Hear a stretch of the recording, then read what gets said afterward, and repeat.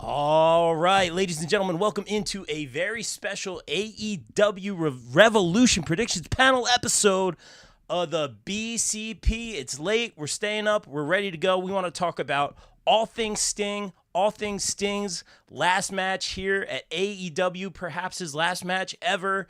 So we definitely want to give Sting his flowers here tonight.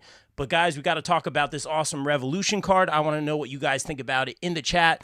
Let us know. And guys, let's introduce our panel. Guys, please welcome back to the show. He is a BCP OG. He is lay editor-in-chief of the popbreak.com, the very handsome #Dad Instincts, Mr. Bill Bodkin. Bill, what's up, man? I think you also forgot to mention that I am a BCP First Ballot Hall of Famer. Yeah, yes. The one and only Hall of Fame I'm ever going to be in, and I take that as a large honor. Okay. I am here, and I'm very tired, so that means there's going to be some real unhinged thoughts and theories and takes for you. I'm not going to get mad because AEW makes me happy. Just join me for the WrestleMania podcast that I'm always on. There, you'll find my anger. It'll be great. It'll be fantastic. Drizzle it on pancakes, folks. I'm selling it at the market. Here we go. What does that mean? Who the fuck knows? No, he's just getting warmed up. Bill, thanks for making time. And guys, please welcome back to the show. She is also from the popbreak.com, an A-plus player here at the BCP, Miss Amanda Rivas. Amanda, welcome in. How are you? I'm good. Thanks for having me. I'm still mentally in denial that this is Sting's last go round. I'm trying to process it. Obviously, it's and we're going to talk about it. It's well deserved. It's on his terms and I'm happy, but my man though, my favorite wrestler of all time, I'm going to miss him. But we got a great card to talk about, so I'm excited. Normally, I know I do WWE podcasts, so I'm excited to dive into and get back into AEW a little bit, so thanks for having me. Of course, yeah, you had to be here. I really want to give Sting his flowers tonight. Amanda was sharing some stories off air, so whatever you're comfortable with sharing as we move along, we'll get in that in just a bit. And guys, please welcome back to the show. You know her from, let's see, Kimmy Talks Wrestling, Commentary Warriors of Wrestling, thepopbreak.com, BCP, what is it? Did I say Maria Kanellis' personal protege already? You know, you can also call me something else. Agent. I'm an agent now. Actually, not even an agent. Of chaos. Yeah. That too. I honestly am. No, I'm an agent, vendor, assistant. Okay? That's what I'm going by. Trish Stratus said it. Kimmy, I think you did it wrong. Should have done agent. Oh, dude. I mean, she's coming back this weekend anyway, so like why aren't we celebrating that? I mean, someone's got to fight off Mariah May. Oh. And I'll be at Revolution. I'll be there, guys. Who are you going to be representing at Revolution? You! Popbreak.com. That's right, bitches. Let's go. Kimmy, you kind of blew my mind with what you just said there. We didn't get into that. I didn't even think of that, though. Wow. Okay. Well, have you seen any pictures she has posted and the six-pack abs? Really? Hello. Wow. All right. Well, I'm excited for this.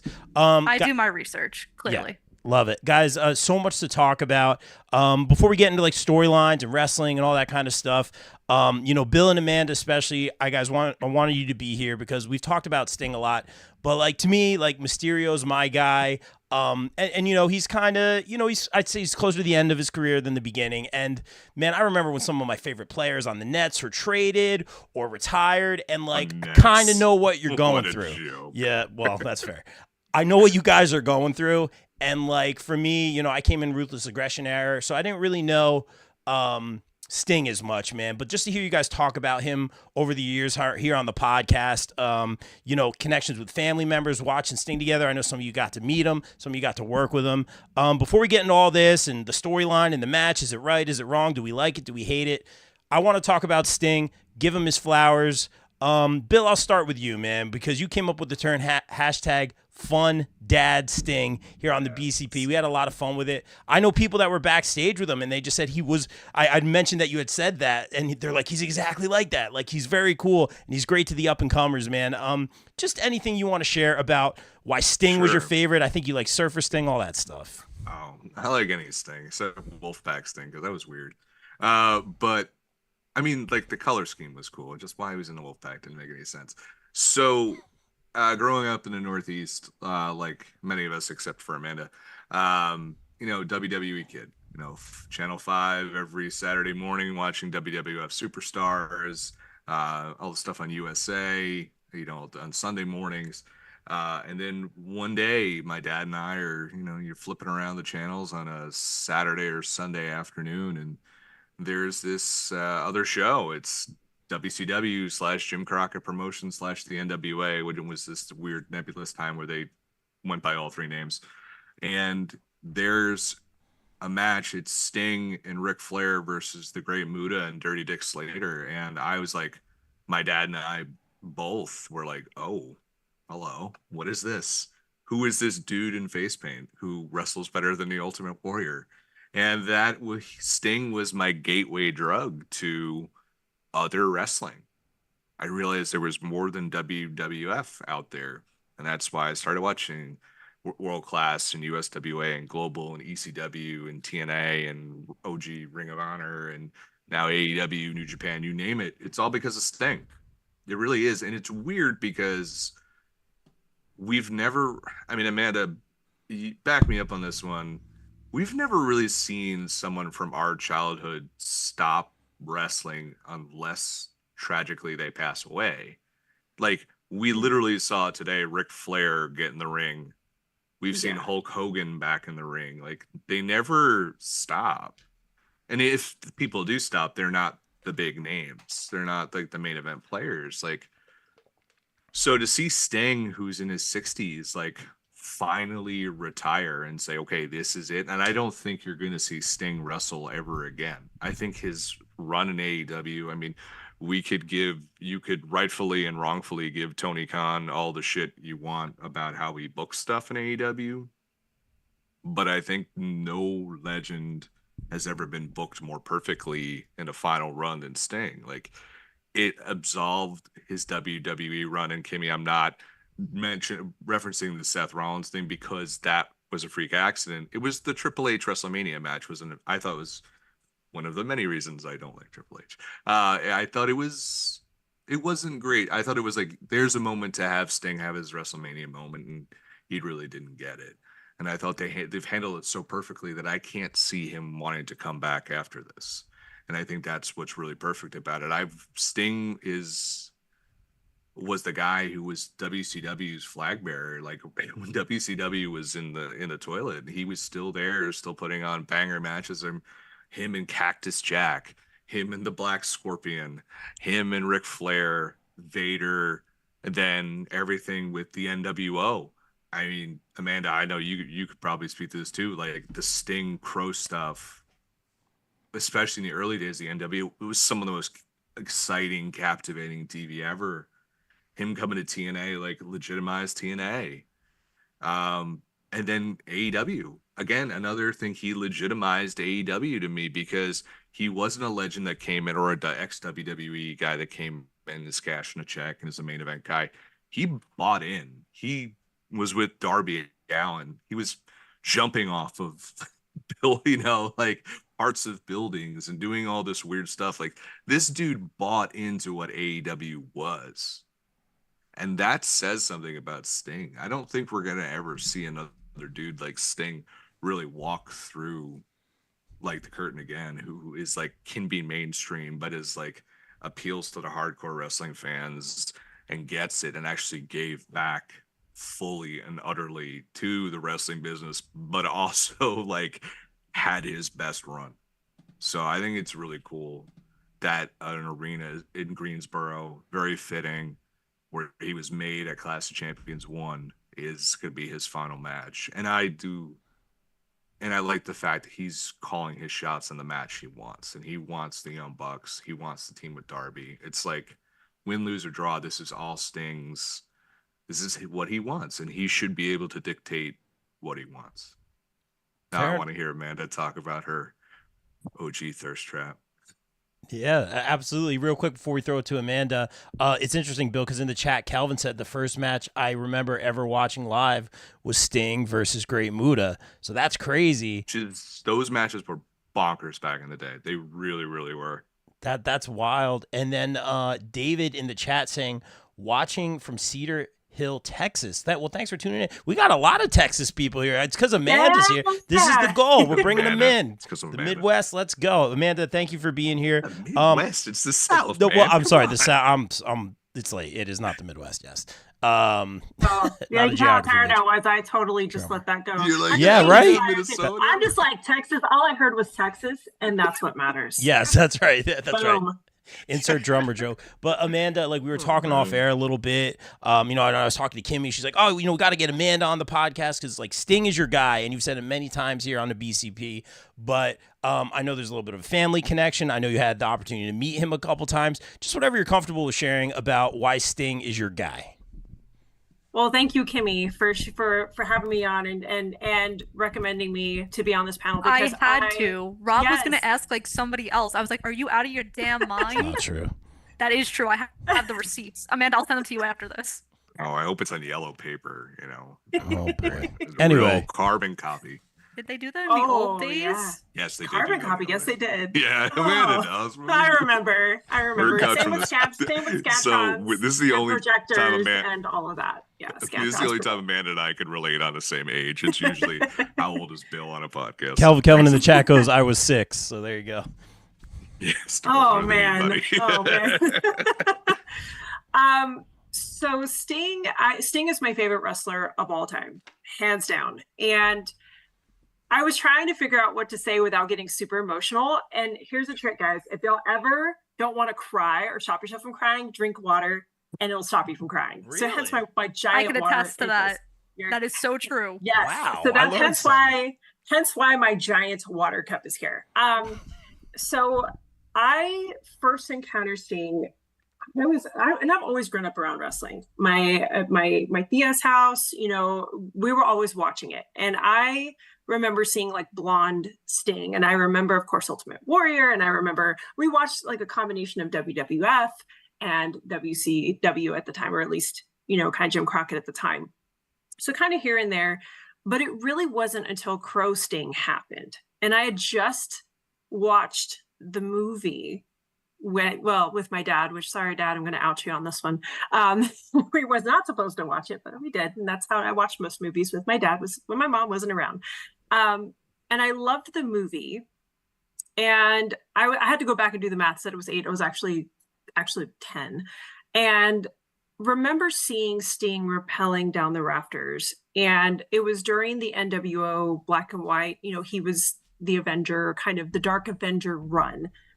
Seeing him rappel down the rafters and my just happened to pass by, and I was like, wow, he looks just like the guy I just saw in this movie.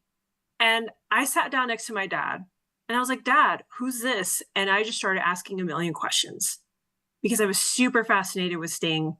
Huge crush. I saw him, I was like, hello, hi. That crush has existed since I was 10 and it still continues to this day. And of course, when I see him, I'm like, hi. I turn into that real nerdy, like high school kid. The inside of my locker, there was a 9 Inch Nails Trent Reznor section, the JC Chazé from NSYNC section, and the Steve Borden. Yes, the Steve Borden section in my locker. So I told him that NSYNC was a boy band that Justin I know that Timberlake was- I know that part. And 9 Inch Nails, best rock band ever. So there you go. I'm a 9 Inch Nails stand for life, and I will defend them to the death. But anyway, so I just head over heels. I was just like the dreamiest. Sting was like the dreamiest guy ever. I'm going to embarrass myself on the internet. And so there was this website when we were in high school that we found that you could print virtual marriage certificates and pretend to marry different people. Did I marry Steve Borden? Why, yes, I did. Steve, we've been married since 2000. No, 1999. So you're welcome. Wow. Happy silver anniversary. I'm here for it. Thank you. That's awesome. Yeah, so I just had a huge crush on him, but what was great about it was he got me to sit down with my dad. And my dad and I bonded through wrestling. It started with watching TV with him every Monday and every Thursday. And then, we would switch between when my mom was in the room, of course, watching WCW, and then we would switch to WWF when she stepped out of the room. And then we would go to live shows. Sting would come, and my dad and I would go to live shows together. And then, when Sting joined TNA, we would still go as they were touring here. We were there, and we went to Dallas when he was inducted into the TNA Hall of Fame. So we were there in person for that. On the floor, I still remember it very vividly. And so with my dad, we had this really unique bonding experience. So it translated from watching mainstream wrestling, going to mainstream shows, and then into indie wrestling. And of course, that's where my love of wrestling began, was with Sting. And to be fair, my life would not be where, if I hadn't sat down as like a 10-year-old kid with my dad, my life, I don't think I would have met half the people I've been privileged in my life to meet because of wrestling. I had my brief moment in the sun in the business for a little bit. Obviously, I was able to connect with you guys and so many of my other friends. I'm a co-host now of 2 different podcasts. And again, just looking back at that time in my life, I never would have thought. And obviously, on a personal note, I give my man, my short king, a lot of crap. I do. It's my job. It's my job. But I never would have met the love of my life.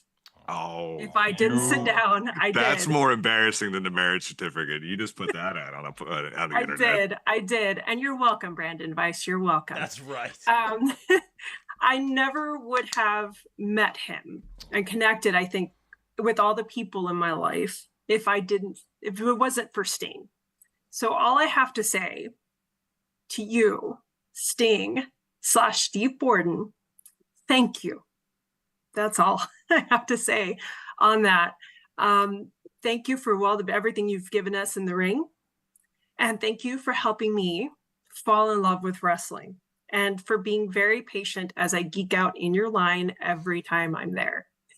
So thank you. Love it. That was wonderful. Oh, shit, good night, everybody. Wow, man. Thanks. How do you top Just that? send that to AEW and have them run that before the match.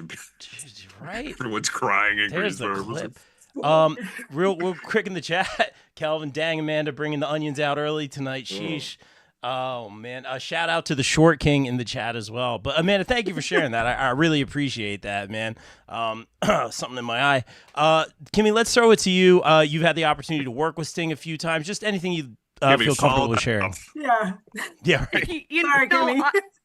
I've been here since the 80s. Clearly, like 10 years ago, I've been here from the start. No. So I actually had this conversation with an agent a couple weeks ago, and I was like, it's so crazy that I'm going to Revolution and I miss like Sting's prime. And he sat there and he goes, "Oh shit, you're right. You missed the whole thing." And I go, "I know, right? Isn't so sad?" Because I was born in 2001, and by that point, WCW didn't even exist anymore. Amanda and Sting were married for like I know, we 2 were or 3 married years for by like that time. 2 or 3 years. I know. Man. But Sting has a very important part in my convention journey because he's the first headliner that I was ever trusted to work with. And if it wasn't for that, I wouldn't do anything I'm doing right now, and I wouldn't work with his agent. So it worked out pretty good for me, and I get to see him 2 more times, like in the next month. So that's kind of cool. And by the way, I'm the reason why Sting knows that Bill called him Fun Dad Sting. Oh, cool. There you go. All right. Awesome. You're welcome. Very, very cool. We'll go to the chat real quick, and thank you guys for sharing that. How about in the chat too? If you guys have any Sting memories or anything you want us to shout out real quick about Sting, man, I think that's the most important thing about tonight's show, just giving Sting his flowers for sure. Bubba John in the chat dropping by to say hi, guys. Kim and I have to run out. Have a great show. Reese in the chat. Hi, Rob, Kimmy, Bill, and Amanda. Guys, thanks for tuning in. Let's hear those Sting memories, and let's get into our first match. Ooh, I want to talk about Will Ospreay versus Takeshita. I'm going to say it, man, and I think I've been pretty on point with these picks. I mean, and it's an easy one. I don't think anyone's going to push back on this. Possible match of the year right here. I am hyped for this one. Bill, tell me I'm wrong. For once, I won't. Hey. This is going to be great. I mean, if you were at Dynamite, the first one of this year at the Prudential Center, you saw him and Takeshita and Darby, and him just destroy him with like a rolling German suplex on the like the outside. So we know that's going to come at some point because Will Ospreay is insane and will definitely take that bump. But Ospreay can't miss right now, man. I know there's certain people on this podcast who don't like him because he argued with Seth Rollins one time on the internet, but multiple times. Yeah, I still count that as one time because it was the same year in the same conversation. But I think Man, like Osprey, I've been watching Osprey forever. Like he was like skinny little guy in PWG, and I was just like, I don't get it. He just does these twirly little kicks, and I don't. It's not great, and he is evolved into a completely great wrestler in all aspects. If you have not seen the New Japan War Games match between United Empire and the Bullet Club War Dogs, go watch that. It's amazing. He's been just he's the new guy. He's the new Kenny Omega for AEW because let's face it, Kenny Omega is he's not at the beginning. He's getting towards the back end of the career, and he's going to be that guy delivering all those matches the same way Bryan Danielson is right now. And this with Takeshita is just going to be. Could this be the feud that they keep coming back to over and over and over again throughout the years? I really hope so because both those guys are great. So you're right, Rob. This is I know some people are like, you got to let the storyline marinate a little bit more. I think this is just the beginning of the story because I don't think Will Ospreay is along for the Don Callis family. So I think this is going to be I mean, if he got over in Alabama as big as he did, imagine how much of a reaction he's going to get around the horn for AEW. So, I mean, Will Ospreay is going to be a babyface real soon. So this is going to be great. I love it, Bill, and I'll actually agree with you. Like, obviously, I like being invested in storylines, like connecting to characters and stuff. But he's like just coming in, and he's kind of he's been there, and I think this is just like the perfect match. Like, we had a little segment tonight. Like, we don't need to deep dive into this just yet. Like, go out there, show up, show out. And Ospreay has the win. Did you pick a winner, Bill? I say Ospreay got a win. I said I agree with you. It's going to be Ospreay. Love it. On the YouTube chat, Paulie, you guys are my favorite wrestling podcast. You guys just make me smile. Sending you all lots of love and positivity. Thank you, man. That's what we're going for here. Kimmy, what do you think about this match? This is the match I'm going to walk out of the arena. This is the one. What? No. I'm done. No.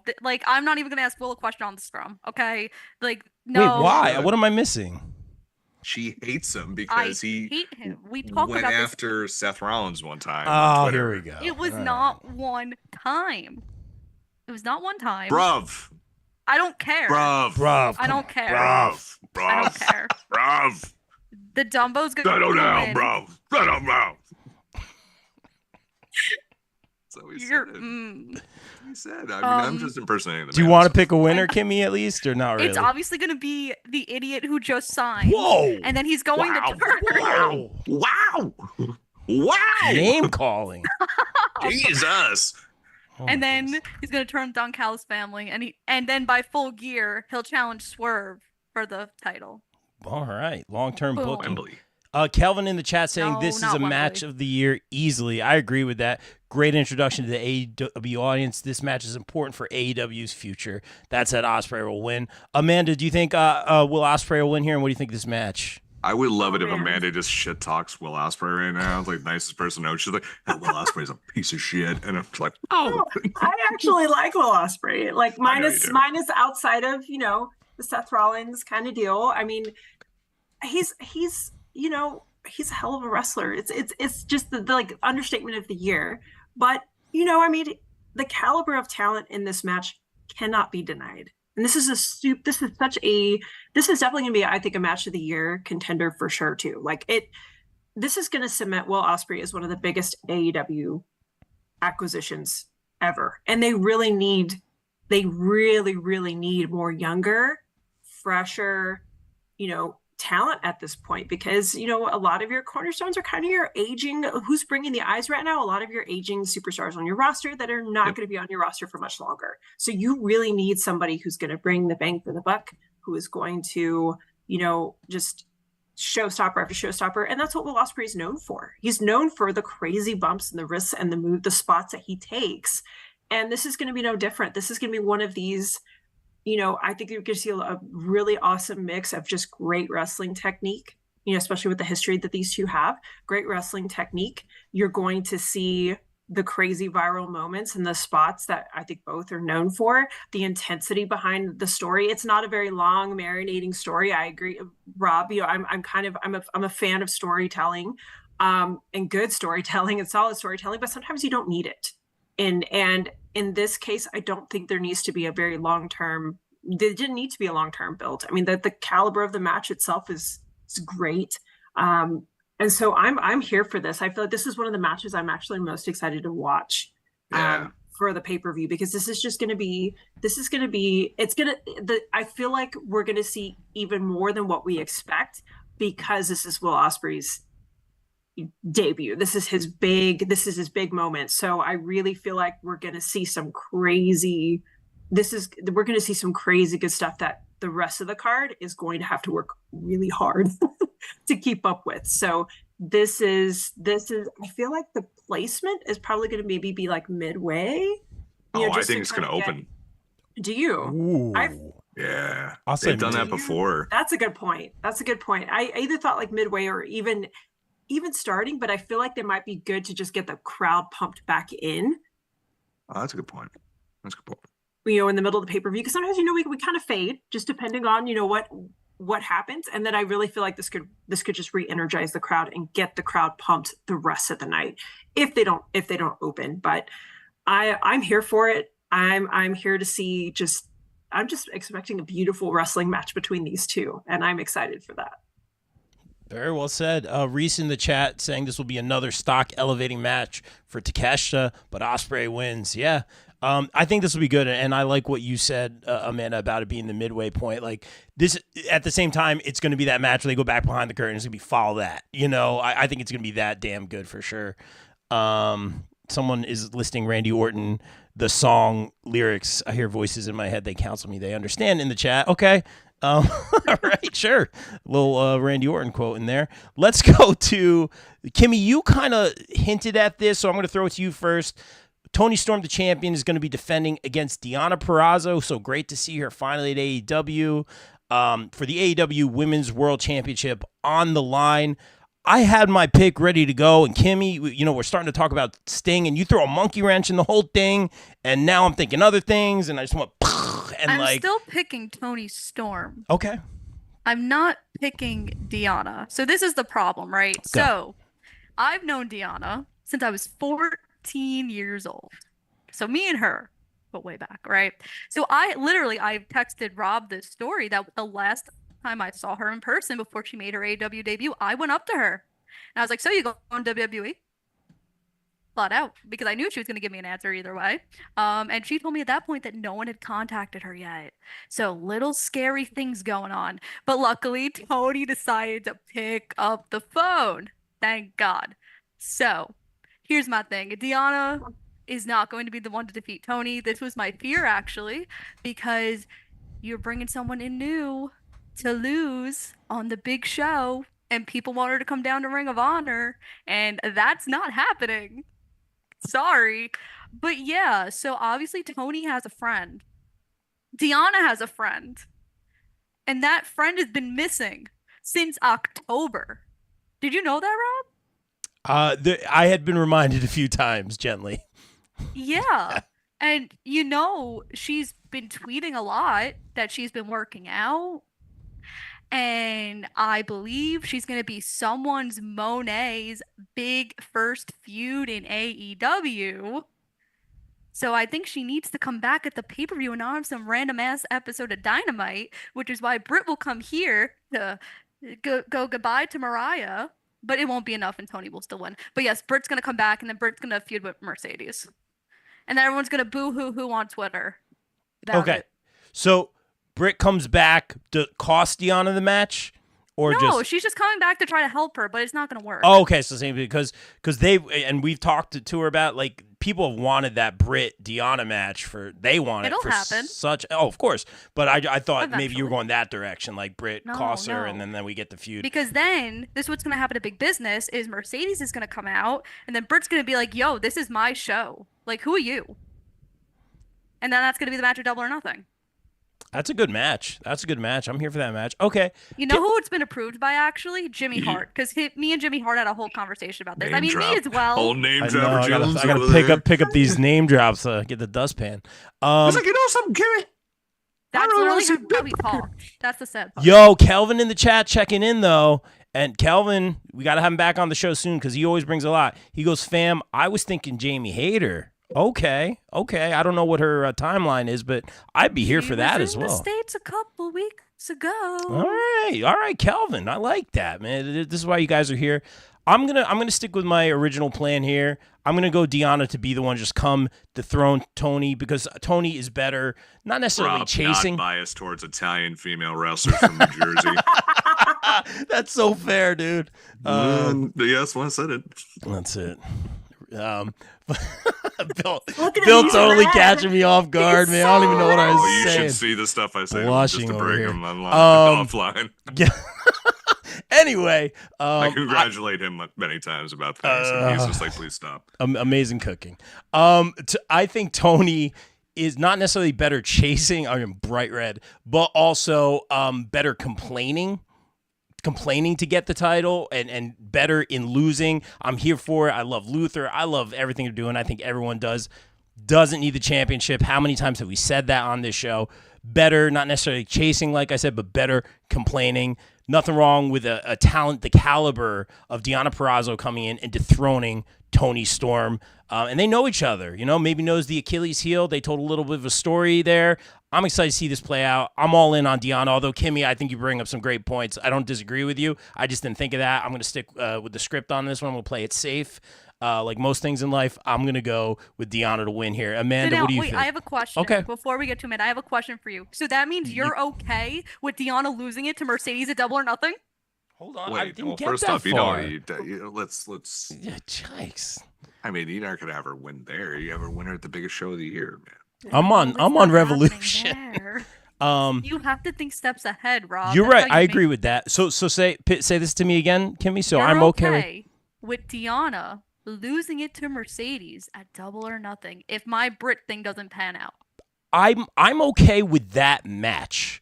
I think that would be a cool match. Let's get some storytelling. I don't want to hot potato that title by any means, but I'd be here for some Deonna versus Mercedes at what you said, Double or Nothing. Correct. I'm here. I'm okay with unless it's Dynasty, because that happened today. Okay. Yeah, A lot of moving parts here. Amanda, a lot going into this. What do you think about this one? Yeah, there is quite a bit going into this, and this one was actually tough. I actually sat and thought about this for a while. First of all, I just hope that this match gets its time. Oh, I always worry. It should, especially as being the only women's match on the card that I can see. Unless, Kim, you've got updates. I just hope that they get their time. So please.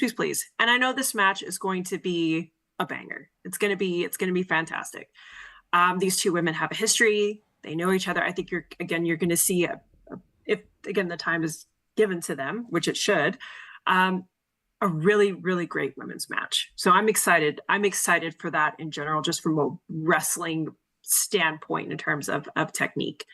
I went back and forth a lot on this one because, Toni Storm is doing great things with Mariah and with Luther. And I love the black and white. I love the persona that she's created for herself. This is such a fun evolution of Toni Storm.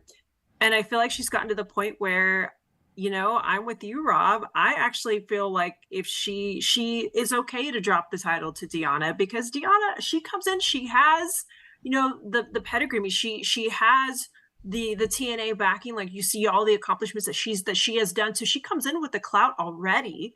But I feel like, if Toni drops the title, she'll be able to maybe, kind of go to the next step in her character evolution and her story evolution, and not just kind of plateau, because, again, she and Luther, they're all doing great things. It's just, you don't want the character to become stale.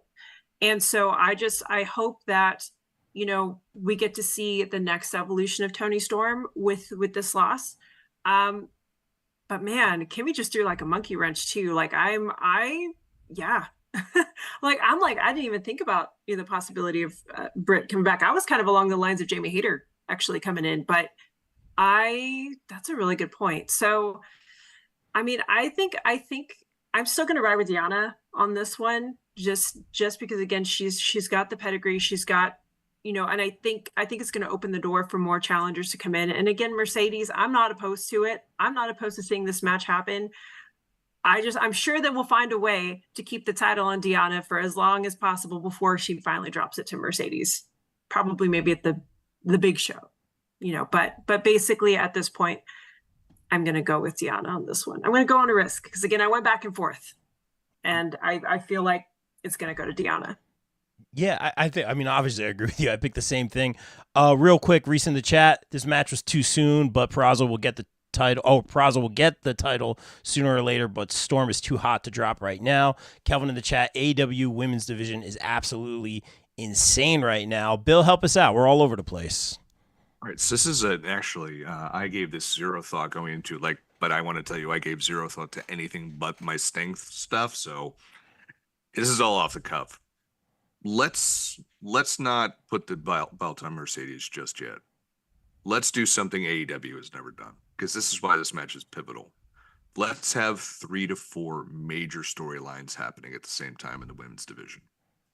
Because here's what has to happen. Toni Storm has to lose that belt whenever she does because of Mariah May. That's the breaking point there. If Deonna Purrazzo does get the title, she and Jamie Hayter should be on a collision course. I think you have one stop before that with Serena Deeb, and then you have Jamie Hayter. You then have Mercedes and Britt. That's where you want to go.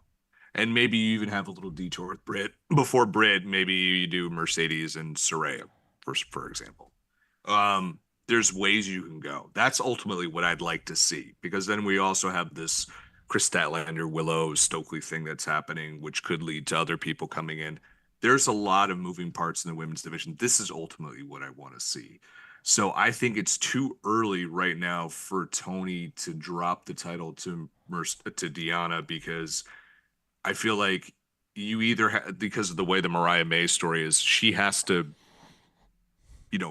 be spurned, because they're doing this All About Eve story. So she has to be spurned more by Toni.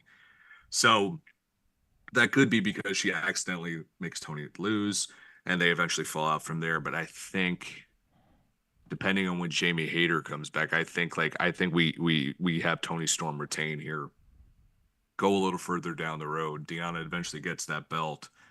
And I think the belt doesn't go to Mercedes after Deonna. I think it goes back to Jamie Hayter. And I think we get a down the road. Originally, what I think we were going to eventually get was Jamie Hayter and Mercedes. And that match, that's the money match. As much as I love Britt Baker, and I do love Britt Baker, go check her interview that certain Kimmy did with her and Adam Cole on thepopbreak.com. I am nothing but a shameless company man. But I think Jamie and Mercedes is a huge money fight for AEW. That should be a pay-per-view headliner. Mercedes and Britt Baker. Oh, did we lose Bill? But there is. Oh, there we go. You're back. You're back. You're glitching. He's glitching. Bill. Glitching the Matrix. Oh. He blew. He just blew this panel away with the prediction. Yeah, is I what know. happened. Blew my And mind. He blew I think you're good, Bill. I think you're frozen? good. No, I think he's still He's frozen. frozen. We'll get him back. Oh, Don't worry. no. We'll get you back, Again, Bill. he blew the feed because Yeah. it was really where he was going was very good. It is nice. And I'll say, And now I have returned. hey, I am on my internet extender. I was We're going to good. say you definitely did an internet thing. Yeah, I got you. Yeah, You're I good. did. Go ahead. So my whole thing is, I think it's Jamie Hayter eventually gets that title, and then it's Mercedes and Jamie is the big money main event pay-per-view headliner for them down the road. That's good stuff. My And prediction is Toni Storm retains. it's good stuff because we're all pitching these theories and returns and marquee matches, and I think that makes it more exciting. The fact that we see all these happening, we're more invested right now. And this is just a one-on-one match. Obviously, Toni has help in her corner with Luther and Mariah May. Maybe Britt comes in and helps Deonna on her side, and maybe that whole thing goes a different direction. We'll definitely see, but this should be a very good match. They know each other very well, and I love seeing the technical stuff from Deonna. Let's talk about Orange Cassidy defending his AEW International Championship versus Roddy Strong. Let's go, Bill. What do you got on this, man? I love Orange Cassidy, but there's no way he's retaining. It's time to move the belt to Roddy. They set up his back being hurt in the match against Nick Wayne. So Roddy's definitely taking this one. It's time for Roderick to get the belt and have him have a nice little run with it. Orange Cassidy could take a week off and then come back and wrestle 400 more times. I think it's time for Roderick to get his flowers, and they got to do something with this Undisputed Kingdom. It's kind of losing steam. Yeah, I'm gonna take a drink. I'm gonna copy and paste, but I will say this is kind of like the beginning of that like gold collecting kind of thing for the Undisputed Kingdom for sure. Amanda, what do you got? Oh man, I feel like I'm just gonna copy and paste both of y'all because this was an easy one for me to predict. I love Orange Cassidy. I think he's done a great job defending. He's got the working man's belt. Like I love that he's defending the title and continuing to defend, even like again tonight with Nick Wayne. But yes, it's Roddy's time. And I mean, especially with the Undisputed Kingdom needs the boost because they are losing momentum. And this is the moment. And it's going to be a fun match. Do I think it's going to be a match of the night? Again, it's tough because this whole card is, but they could put on something very, very solid, very, very, very, it's still going to be a great match. Again, but the caliber of this card is going to be, it's just great overall. I think you're going to have a great night full of great technical matches, but then the stories are also going to be powerful too in terms of where we are, especially as we get higher up and talk about Sting's match. But I feel like, Roddy's going to take this one. Orange Cassidy's done a great job, but the belt also needs the boost as well. And I think just changing hands, especially to somebody like Roddy, who's going to just elevate it storyline wise. Orange Cassidy's done a great job, again, keeping the belt in eye view, elevating it, working the talent that he's worked so far. But, it's time for both the belt and the story to go in a different direction. So I'm going with Roddy. Yeah, good. And I think just the more you guys say it just makes all the sense in the world for it to go to Roddy. Do I lock? This might be a lock of the night. I'm thinking about making it the lock of the night. Kelvin in the chat saying Roddy, Undisputed Kingdom, starting the belt collecting. Same brain there. I popped for this. Reason the chat saying new champ. Strong has to bring the gold to Adam. Kimmy, what do you got? Don't be surprised if when Orange comes back, he starts wearing black jeans and not blue. Roddy wins it. Oh, so he's going to become a heel now? Oh. Yeah. Emo Orange? Crazy. I'll still root for him. What's the basis of this? Just for He'll the match? Be upset he lost his title. We've been you're saying after for a couple. Yeah, we've been building this for a couple months. He's been so obsessed with that title. Doesn't care about his friends anymore. All he wants is the title, and then he's going to lose it. He's going to be all so sad, mad. And then he's going to turn heel. His hair's going to be like this. He's going to be drinking coffee. Oh my God, he goes full Spider-Man 3 Peter Parker. Bro, I am in. Let's go. Let's do it. Oh wow. My gosh. I hate myself for even saying that. Wow. Taking Back Sunday be his entrance song. No, he's marching in the Black Parade. We're gonna get emo Cassidy, is what I'm hearing. Yes, because Kimmy, I would love for you to write that whole character because I feel like one, it hits your wheelhouse and it's fucking brilliant. Well, I'm just taking it from him, who told me like a year and a half ago if he starts wearing black, he's gonna turn heel. And guess what he wore in London? All black. I mean, it is very slimming. Well, that's not what he said. I'm taking it from his words. Yeah, he's also very slim, so it doesn't need it. But yeah, no, I agree. I saw it. Black man.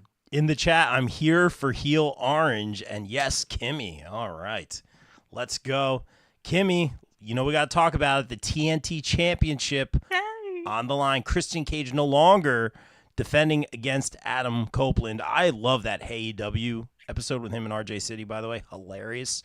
Versus the challenger now. Daniel Garcia. Kimmy, the floor is yours. No, I want to go last. I want to know what everyone else thinks first. Kimmy, the floor is not yours. No, I Amanda, what do you got? Oh man, I've enjoyed the promos and the build for this. I mean, the whole promo he cut, on the Dead Dad promo was that Christian cut on Daniel was gold. I mean, to the point where again, Brandon and I were looking up the address too that he gave, and I was like, damn, it's a cemetery. Like, whoa, like yeah, it was so good. So good. So I've really very much enjoyed this. This is a feud that I've been keeping my eye on. So I really enjoy it. The storytelling has been great here. So, as much as I love Christian and the promos, he's been fire. And just honestly, one of my favorite parts, just even like just on social, I'm just like, this is so great. You know, I'm here for it. I feel like this is Daniel's moment.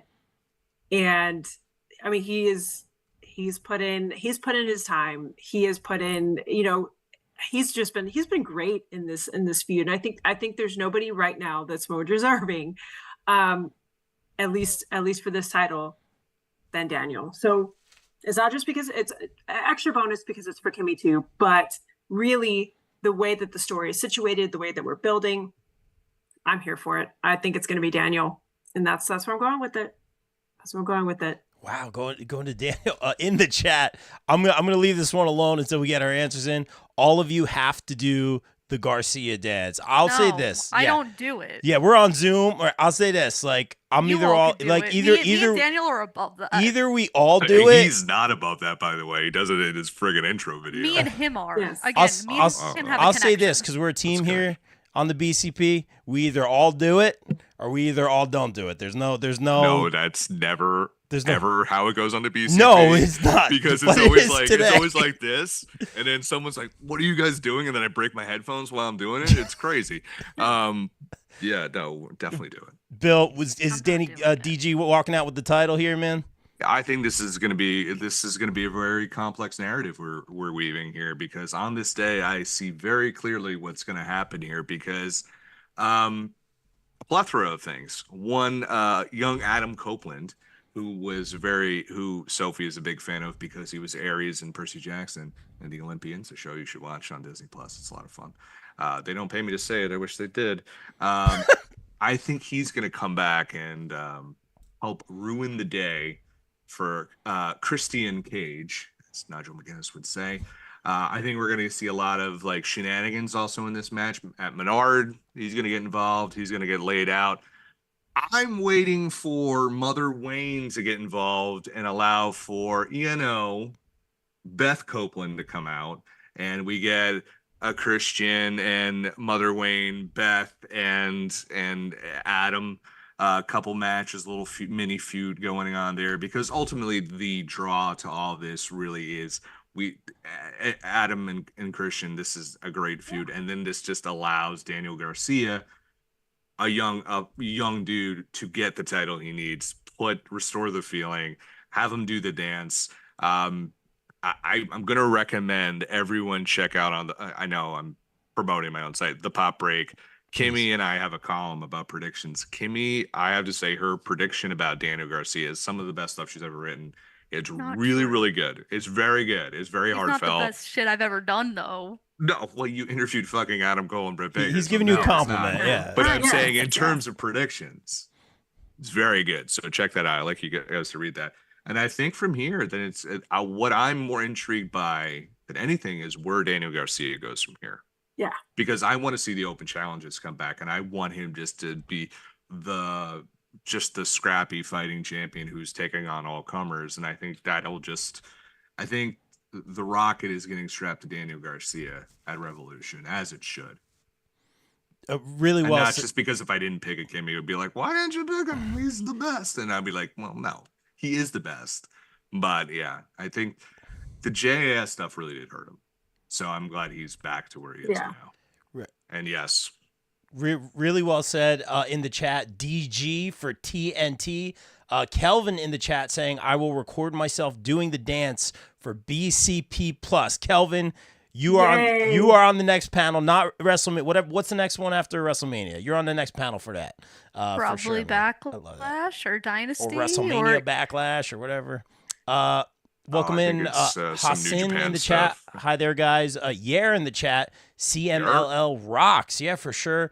Guys, please subscribe if you're on YouTube right now. Thanks for checking out the panel. Let us know who you got. Kimmy, before I throw it to you, I'm actually going to go the other way. I'm going to say because... You suck. Oh, the son of a bitch. He is just going to get some heat like, now. God, it's a prediction panel. We don't always...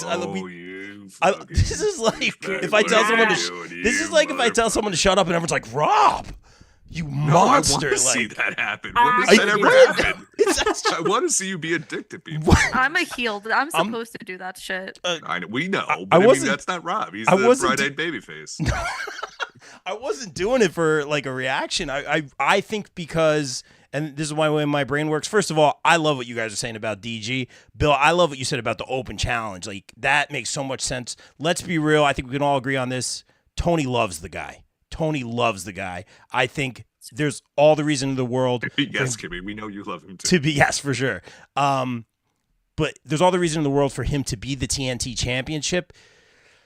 The only reason, it almost feels like a fast forward because he's not the original opponent. So I think the original plan may have been to keep it on Christian, or if the original plan was to give it to Adam Copeland, would you give it to DG here? I'm just going to say for the sake of maybe playing out whatever the original story was or delaying this, I think DG's getting the title. I don't think it's going to be here. I think Christian retains here and he's just more evil than ever. Kimmy, go ahead. The original story didn't change. Their number one contender match just didn't happen, and Adam Copeland is hurt, quote unquote. Nothing changed. Oh, I think it's it's what they call a creative ruse, my friend. oh. Yeah.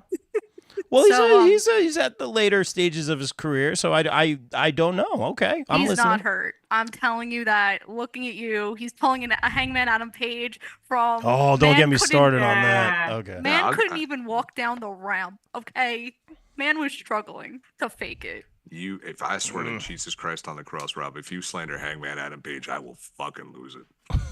That mustache is glorious. It Glorious. is a glorious. Take some dash. notes, pal. Take some notes. Go ahead, Kim. Anyway, we're not talking about him. He doesn't matter at this point of the podcast. He matters a little bit later on. We're talking about Daniel Garcia, my friend. So, yay! Can we notice here how I manifest these things? Of like every time I'm physically there, something happens to him.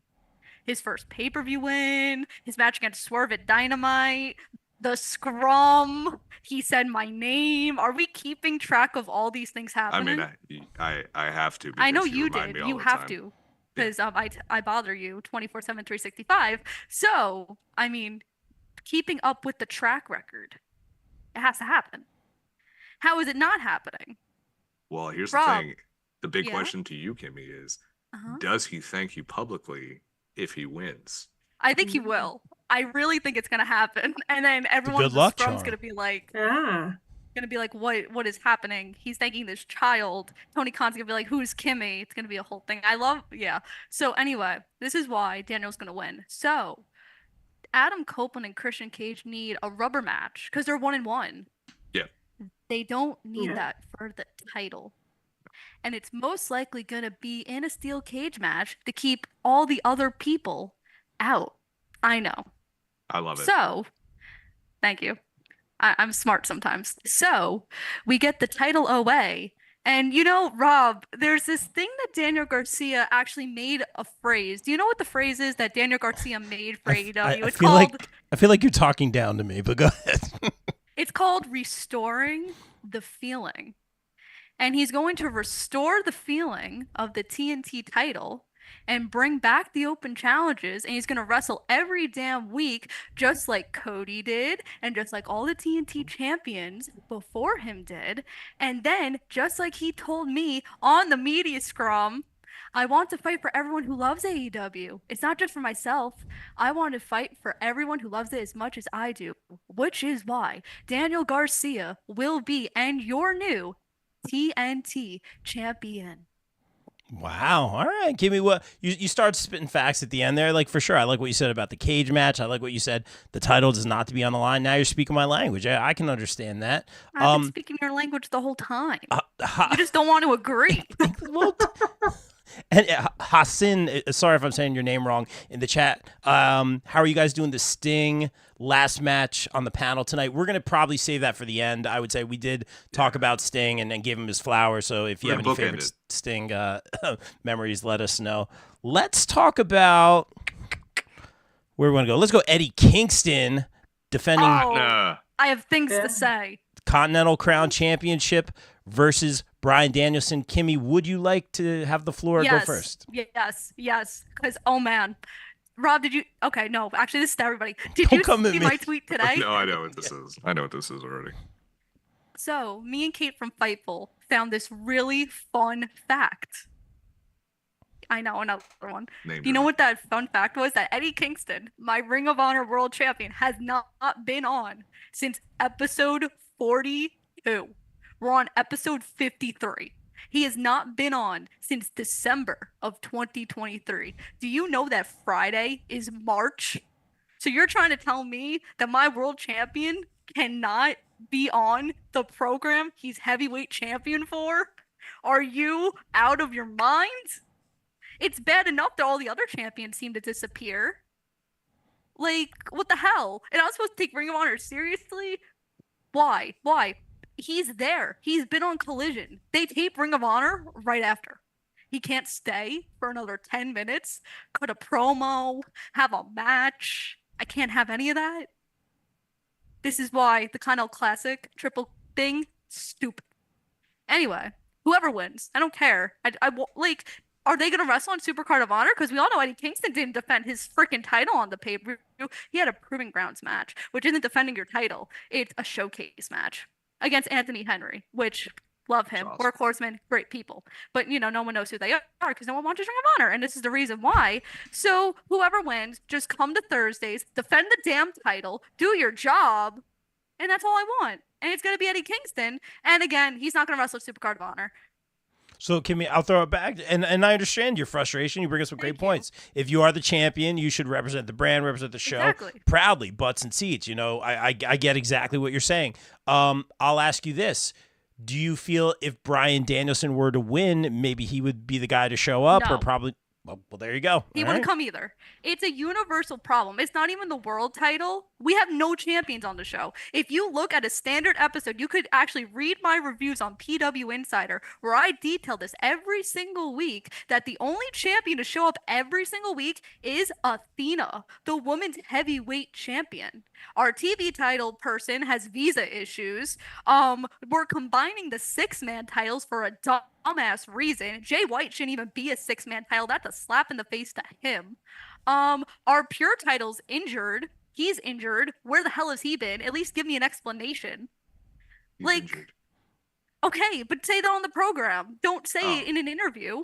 I was going to say, Kimmy, and it's echoed in the comments, I was going to say I appreciate the passion, and Kelvin saying, Kimmy cutting promos, man, passion, yeah. And the 100%. Worst part of it is... Let them know. This Supercard of Honor pay-per-view was not supposed to happen, and I had talent confirm that to me. That's how last-minute Tony Khan is booking Ring of Honor on the week-to-week basis. Kimmy! Wow, straight facts in the chat. Kimmy not holding back tonight.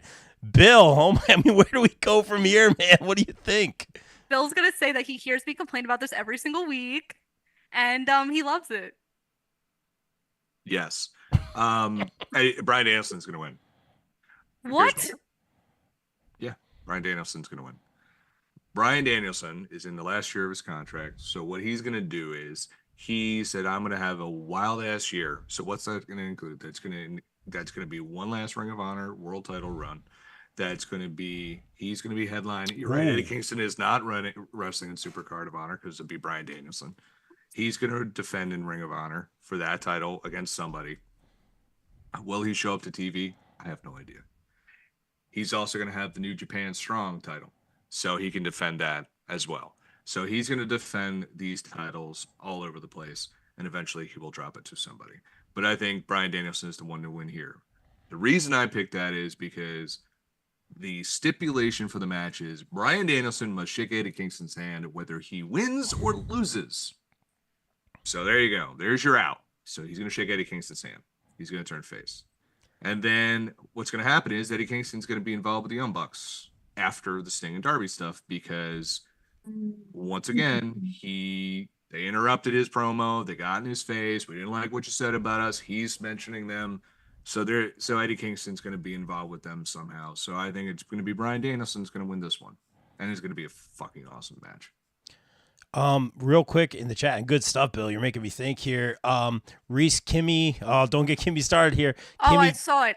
But to be fair, well, for our audio listeners, no, I'm gonna say it. Yeah. They did defend the tag titles for the first 2 weeks that they won the titles, and then you know what?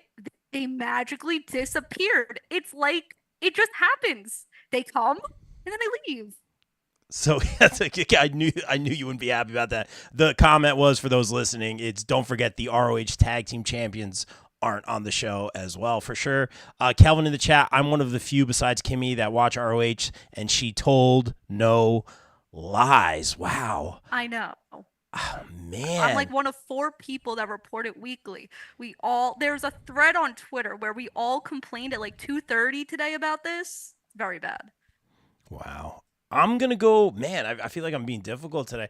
I'm going to go the other way here. I say Eddie Kingston retains. Oh God, and we agree. That's not a good thing. I'm just sticking with the fact, like I always do on the BCP. And, Bryan Danielson, he just likes to wrestle, man. And he puts people over more than not. I think for that reason, although I love what Bill said about him, the first time I saw him was at ROH. I love what Bill said about him recapturing that title or getting that title. Man, that would be really, really cool. But I think and again, the thing with I don't want to get into it, like the Blackpool Combat Club, like that whole thing with the BCC, like, because he kind of does his own thing and comes back and I don't want to get into it, but him turning face, like I thought he kind of did already, but then they undid it. Like, I don't want to get into it, but basically, I think I could see him winning. I'm not going to lie. I'm going to pick Eddie Kingston here. Amanda, help me out.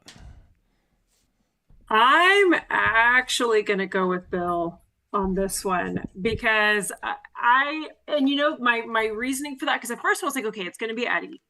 But Kimmy, I'm with you. I was trying to think about the last time I saw him on TV, period. December 16th, yes. 2023. I didn't realize it had been that long. Like, I thought maybe January, but, I was like, not too far off.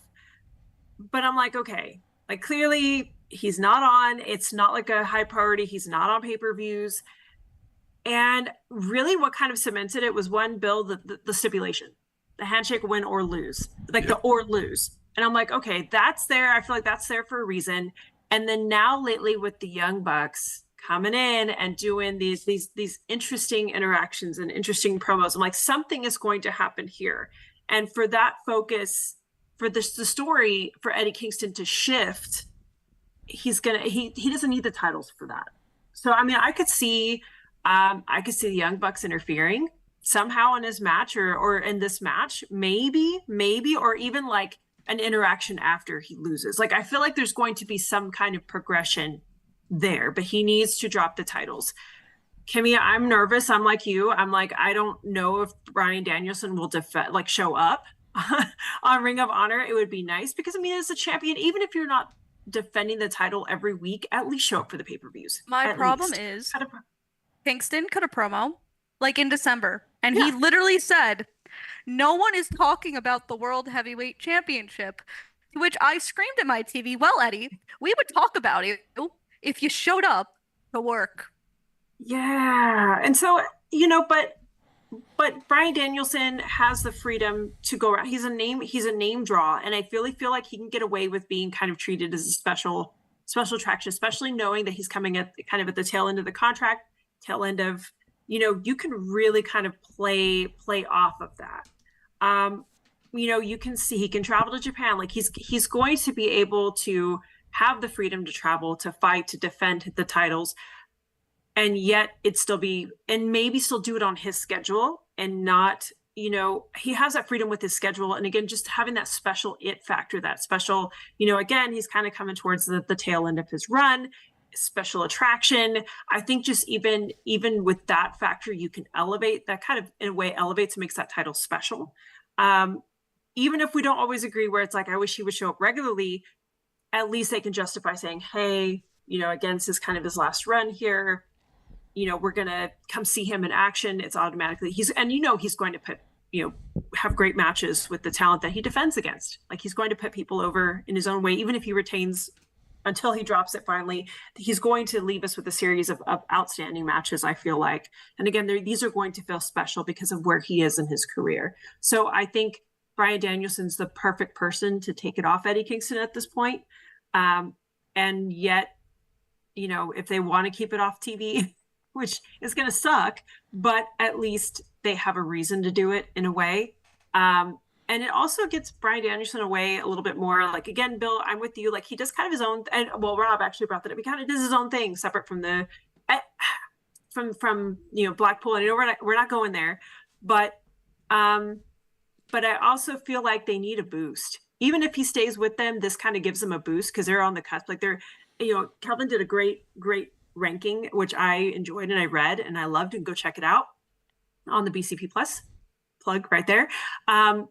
Because he's right. They're on the bubble and they need something to get out of the bubble, which is hard to say because it's the caliber of who's in the BCC. It's like, what? How are they on the bubble? But yet they are. So this, I really feel like would give him a little bit of a boost if Bryan Danielson stays a little bit longer and doesn't really do his own thing. But I really feel like, again, he's kind of the perfect person to have it at this point, and yet elevate it, and yet elevate the BCC, and then still do his own thing. He can make it work better than anybody else can.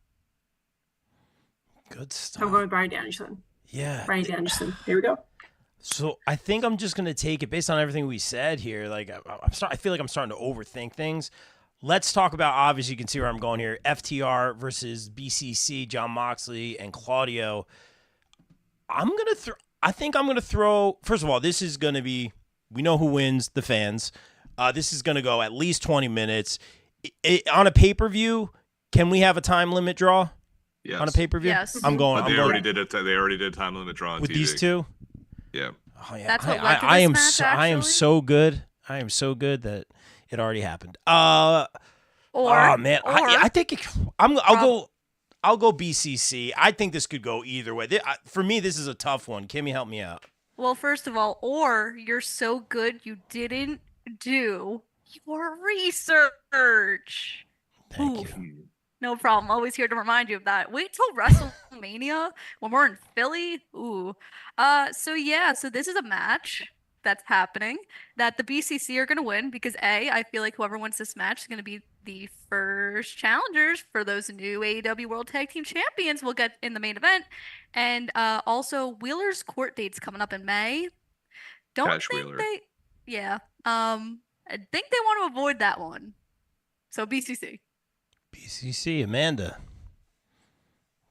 I think this is gonna be a fun match too. I hope they get the full 20 because you're gonna see some great spots here. Great tactical wrestling. I'm excited for this. This is gonna be great tag team wrestling right here. So I'm here for it because more tag team wrestling, like good tag team wrestling, is what we need in this whole. It's a win for us fans for sure.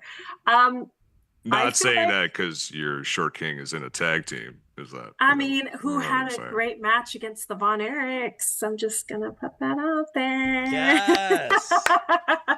Was it good? Was it a good match? It was. It was a match of the night. Aw. They're getting a lot of kudos. Title match, or where can I watch it? You can watch it on Title Match Network, Okay. River City Wrestling, RCW. So go watch it, go check it out. Brandon ate a straight kick to the face. His lips been swollen, and I'm like, "You got it by Von Erich. It's great." He's just like, "Yeah, it's my life. I love it." So yes, so great tag team wrestling. Here for it, and y'all win. Y'all want to throw an invite out to the Flocking Brawlers to challenge? Let's go.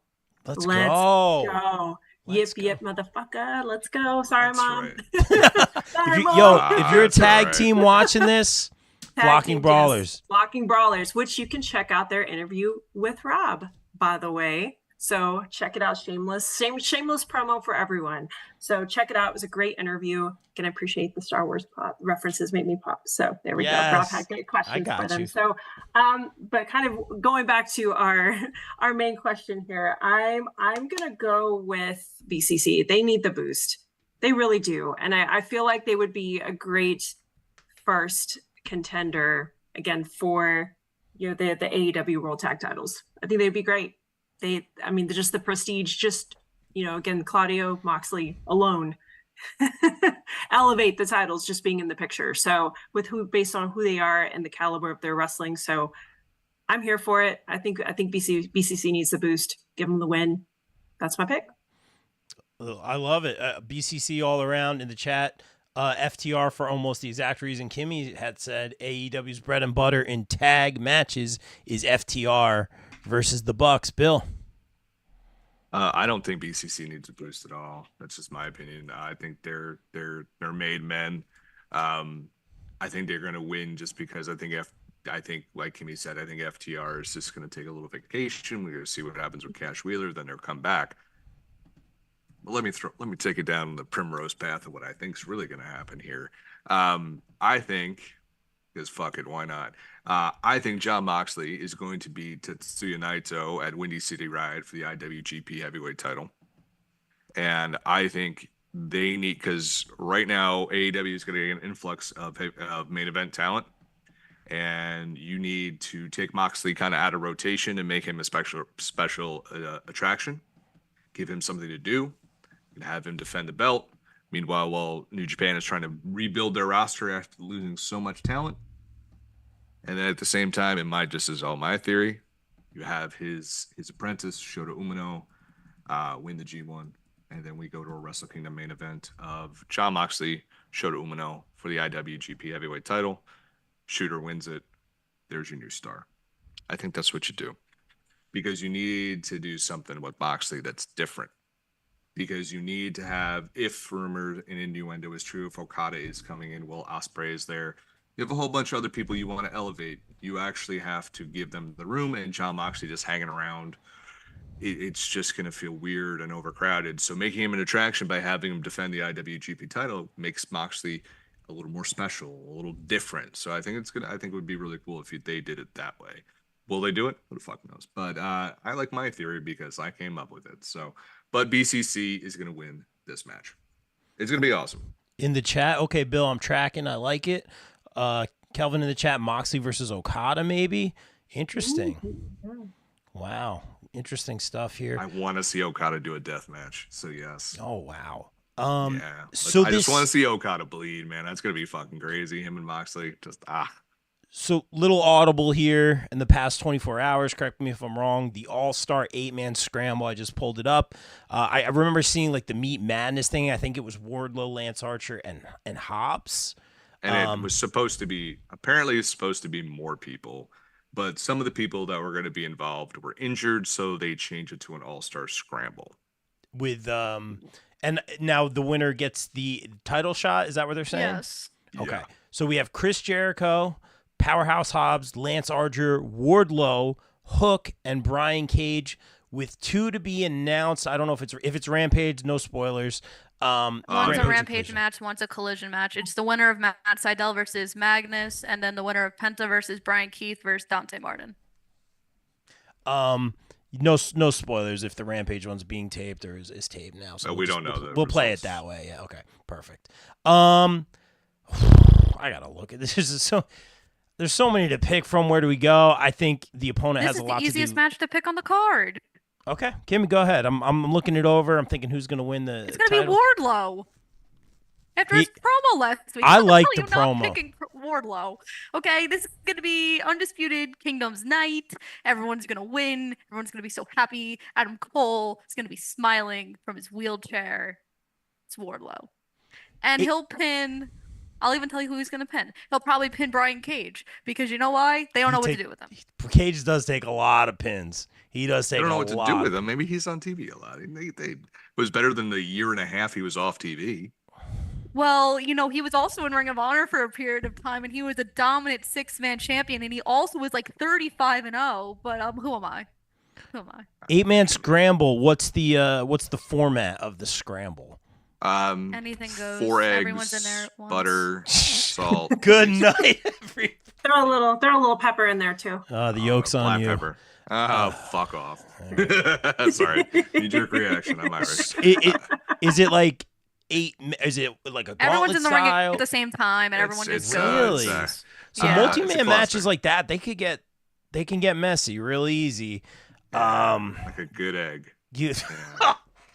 There's a lot of talent. Fucking toast up some English muffins and butter on it. There's a lot of talent. All right, Kimmy, real quick. If Wardlow's taken over here, I think that's a great pick. I really did enjoy the promo. It was just kind of like because he was here. Like I like Wardlow a lot. I liked it when he wasn't talking, and then you could hear that he could talk, and he was just hanging behind MJF, and he's really coming to his own. He's running through everybody. Do you think he runs through do you think he puts on a clinic in this match? Yes. And then Wow. I think when it's time for them to break up, Wardlow will be the first one to turn.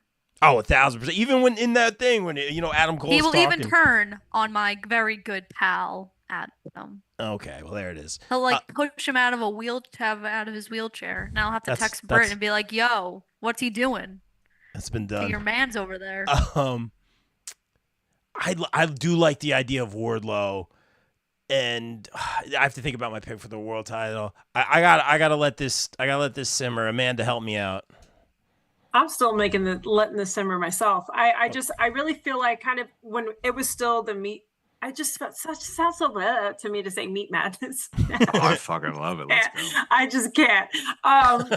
Originally my pick when that match was still a thing was going to be Wardlow as well. Out of the challengers now, but now again we have a whole lot more.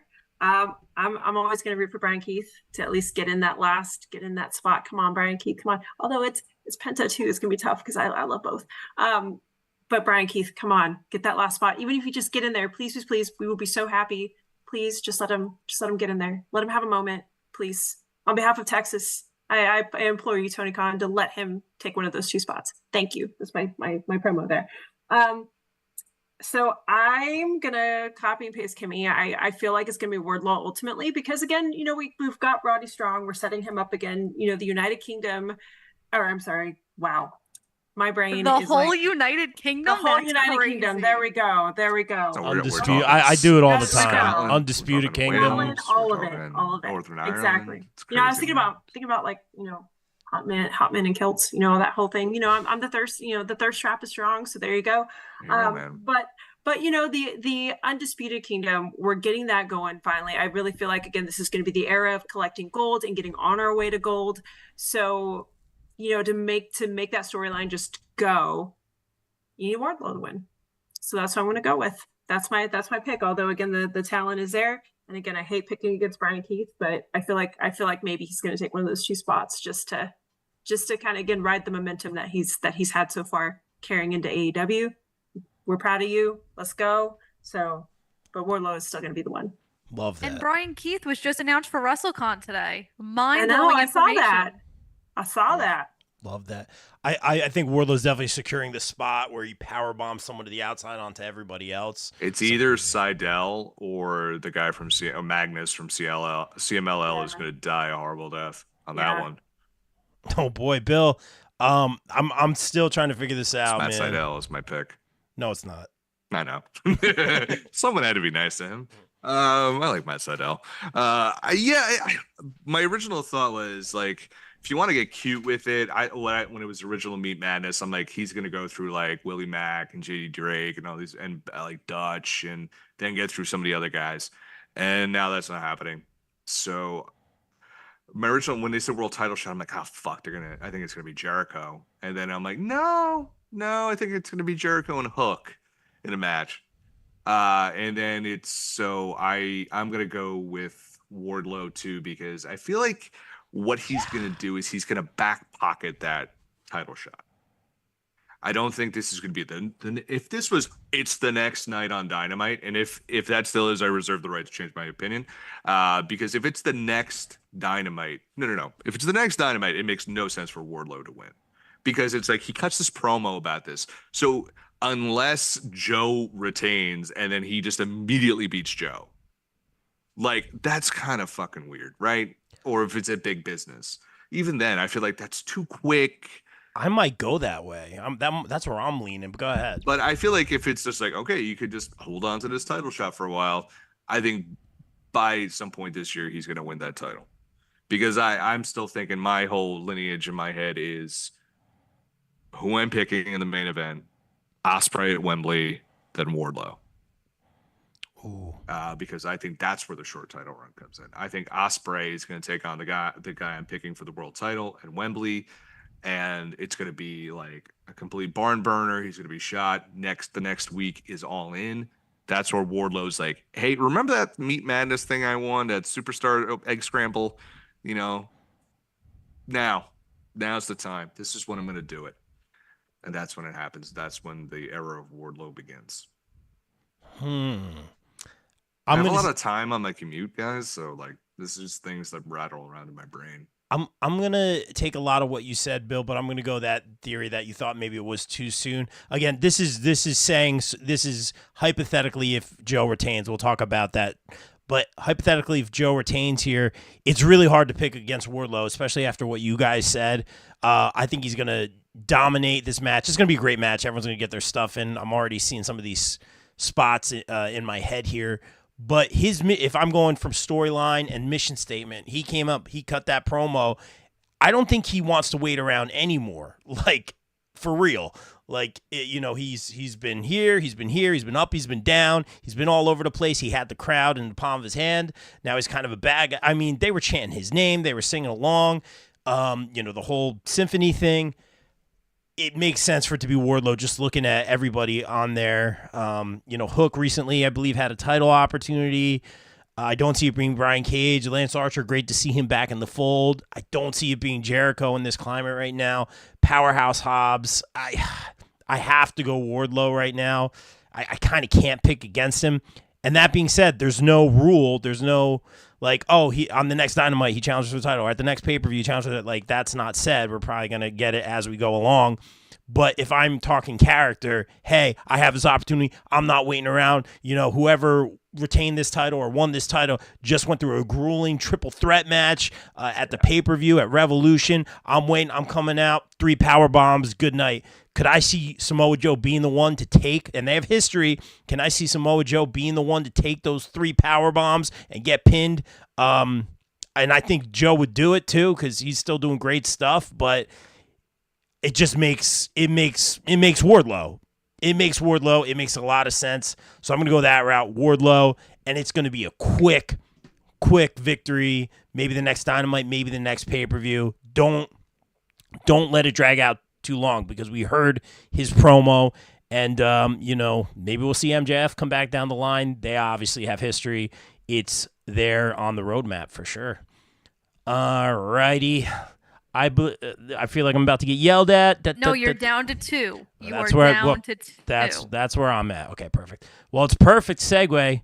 Samoa Joe, the champion, the AEW World Champion, versus Hangman Adam Page. Oh, that segment. Versus Swerve Strickland. I'll say this. Swerve's going to be a future AEW champion, but I need to see him, man. I need to see him chase a little bit. You know what I mean? He's a heel, but he's not a heel, with the crowd come behind him. I'm loving his promos, man. It's just different than really anything I've seen in wrestling. Like, even the way they're whose house, Swerve's house, he's cutting the promo, and he just with his hand. Like, love that. Oh, Bill's doing the dance. There we go. Very slowly. I'm in a lot of pain. Maybe it's because I look at things through like the production hat and like I do camera switching and ringside cam and I concentrate on facials and stuff like that. And maybe I shouldn't look at things like that because sometimes it takes you out of it. But when Hangman came down that ramp with one crutch, the speed, the way he moved, the facials, particularly mustache is glorious. I and you can ask Vicky. I said it to her. I'm like, I know exactly where this is going. He went in the ring. He was kind of like his old self, like, hey guys. And he hasn't been like that in recent weeks. He's been a little bit more unhinged. I'll put it that way. And then when Samoa Joe comes out, doesn't go down the ramp again. I'm very big on like blocking and stuff. Just the positioning, the 1, 2, 3, back to Hangman in the ring. Joe doesn't come in the ring. It's just, it was right there. I don't think commentary did it any favors because they're like, oh man, like it was like a little too much. So to me, it kind of took me out of it a little bit. That being said, I love what Hangman's been doing recently. Tonight didn't do it for me on the go home, but what he's been doing recently, like Bill, I know you've loved Hangman for a long time. Like I've actually become a really good fan. I love the way he was with Punk. First of all, that's a whole nother story, but I like what he's doing here. He's a little bit more unhinged. I like, it kind of makes sense because we're seeing what the Bucks are doing as well. That being said, in this match, I think this is the perfect, especially because I think Sting is going to be the main event. I think this is a match where I almost feel like a big title change, and it's not the main event in my mind. I feel like a big title change here might even not be disrespectful, but almost might take away from something like the headline or the marquee. I think this is where Joe retains, and this will play into my on the spot Wardlow theory. So I'm going to say Joe retains here on this one. Let's go to Amanda. I'm trying to marinate here. I'm like, let's see, because I've enjoyed the build up here. Like I like Samoa Joe's promo last week was beautiful. Like I've enjoyed it. And again, I've enjoyed, seeing Hangman. That mustache really is glorious. Every time it comes out, I'm like, that's some intense, really awesome facial hair. I went back and forth on this one a little bit too, because I feel like for me, it was between Samoa Joe and Swerve. And I feel like Swerve, I don't think if the title changed hands right now, nothing is going to take away from Sting's moment. Sting's going to get his flowers no matter what. And I agree that he's going to close the night, that their match, him and Darby, it's going to close the night. It's going to be a powerful moment no matter what happens. So I feel like, Swerve is hot right now. He has been all over social media. He has been, his promo work has definitely, especially with this buildup, has really, really strengthened. I feel like, again, he's very over.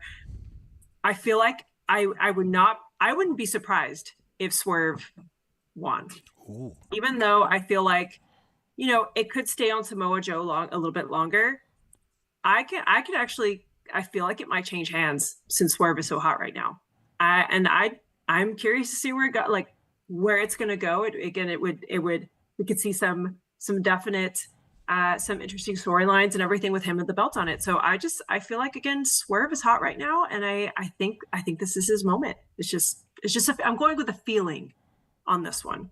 My gut says it's Swerve. I wouldn't hate it. He's red hot right now. In the chat, everyone going, lots of Joes in the chat. Daniel, Joe retains. Reese, Joe's going to kill them. Kelvin, though, going with Amanda, saying, I got Swerve because Hangman's judgment is cloudy, and it will cost him. Bill.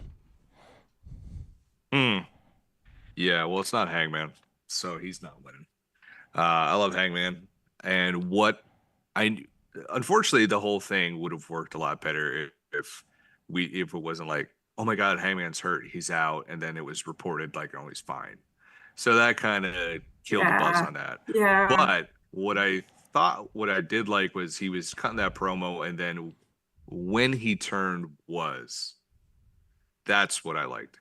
He snapped when he was like, I'm a guy who talk shit to and threatened a newborn. That's when he fucking lost it. That's when he lost it. I'm here for not at any other time. And why was Samoa Joe up on the ramp? Because Samoa Joe doesn't need to trifle in children's business. Like, that's what he's doing. He's like, I'm up here, I'm the champion, I have the high ground. He is Obi-Wan Kenobi. Nice. He has the high ground. Give me, that's a Star Wars reference. I'm not so sure about that. But I don't know if you've seen Star Wars or not. That's why. But so you wouldn't know. So I do think I know this the character. My cousin was a Star Wars fan, actually. Oh, well, there you go. So I think this is going to be a hell of a match. It's very hard to determine who's going to pull it out for me. I do think it has to be Swerve, though. I think like you have the magic. Whatever, Kimmy, it's my choice. It's like I think there is magic to the moment of him winning in front of 11,000 people.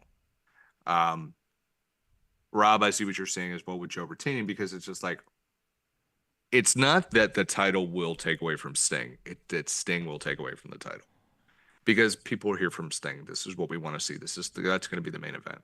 That's going to be it.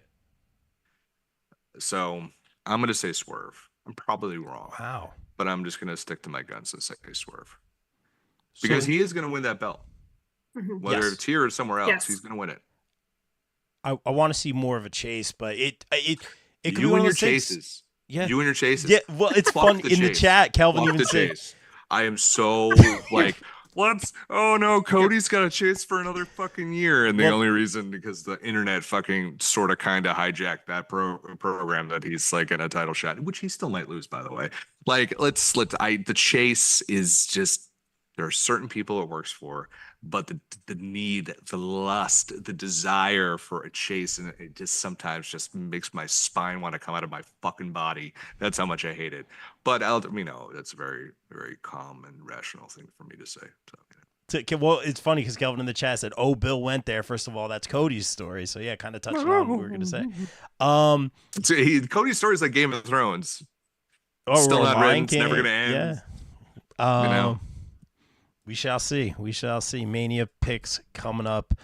Kimmy. Oh yeah, you're gonna hate me on those. So get ready, folks. The OGs, triple threat. What do you got on this one? You going with Samoa Joe here? Why in wrestling do we have triple threat, ladies and gentlemen? We have triple threat matches to protect people. There's a reason why you couldn't. No one ever protects me. Well, you're not in a triple threat match, are you now, Bill? I should be. I wish it was. I'll go call Tony Khan, and I'll make it happen. Someone help me out here. Anyway, so here's the thing. Swerve had to get this match at Revolution because he was so hot, right? I feel like you're being sarcastic. Okay, yeah.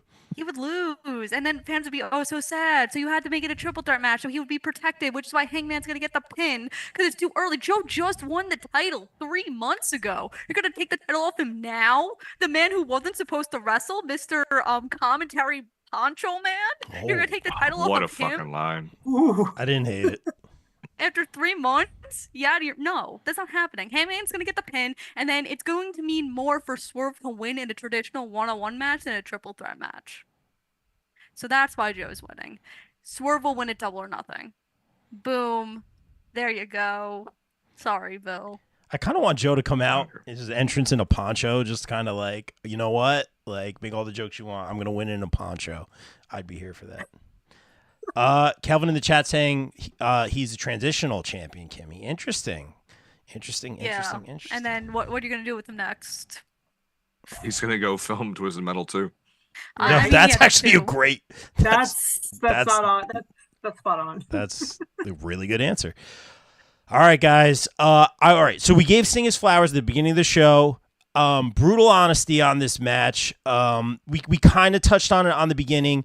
I want to know, obviously, I don't know, who gets put over here, who wins, and also this match being Sting's last. And I want brutal honesty because we did give him his flowers here. Like, let's just talk about the characters involved, the personas involved. Are we doing justice to Sting in his career, his work rate, the things he's been doing? Like, I really want, we gave him his flowers. I want brutal honesty here. I feel like we got to go with Bill or Amanda first. Bill, you want to take it, bro? Sure. Let's save the better for last. Yeah, they're doing Sting justice here because he wanted the match. He made the call. So they're 100% doing him justice. Now, I always thought it was going to be Sting and Darby Allin in a singles match. But after reading the Athletic piece from Darby Allin, which if you haven't, it's really good. There was no way these guys were going to fight each other. They're friends, and it's like it finishes the story. No, it really, I joke, but it really keeps this real life thing of Sting being the mentor to Darby Allin, and then going from a mentor to being a partner and an equal. It really seals the deal for Darby. It does so much for Darby. That Sting didn't have to beat Sting to pass the torch because Sting has always considered him an equal.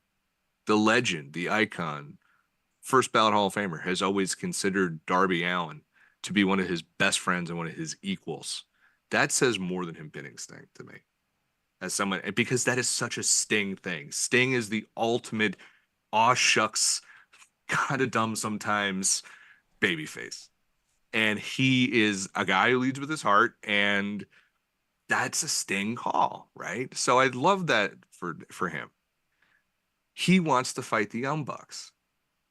This dude could have taken 2 tomato cans and fought those guys and been in a main event, but he decided he wants to challenge himself. And the Bucks are like, holy shit, this is a huge thing. They spoke out of character in SI. They're like, this is amazing. This is like a dream come true for us. So I know people don't like the Young Bucks. I also asked those people, I'm like, do you also hate Christmas and puppies? because they're like fucking good at wrestling. So like, you know, I have had a hard time figuring out how this match is going to go, because ultimately I could see Sting being like, yeah, I'll lose my last match because it doesn't matter. It's my last match. It's fine. Ultimately, what I think is going to happen is that the Bucks are going to lose. Sting wins, and then we have the tournament, because Tony Khan loves a tournament. You know who else loves a tournament? This fucking guy. I love a good tournament. So ultimately, that's how I'm gonna book the fairy tale ending. I'm gonna say yes, Sting and Darby win. We're also gonna get a load of cameos and guest appearances from Sting's past. I guarantee you Lex Luger is gonna be there. That'd be awesome. And if Lex was in decent physical shape, like, I bet you he would have gotten in the ring to help Sting. There's gonna be people there. It's gonna be really fun. It's gonna be emotional. And it's in a good spot. This match, it's a tornado tag match. I'm just going to say this match is going to be fucking insane. And Sting is going to do some really dumb shit in this match. Like, really dumb.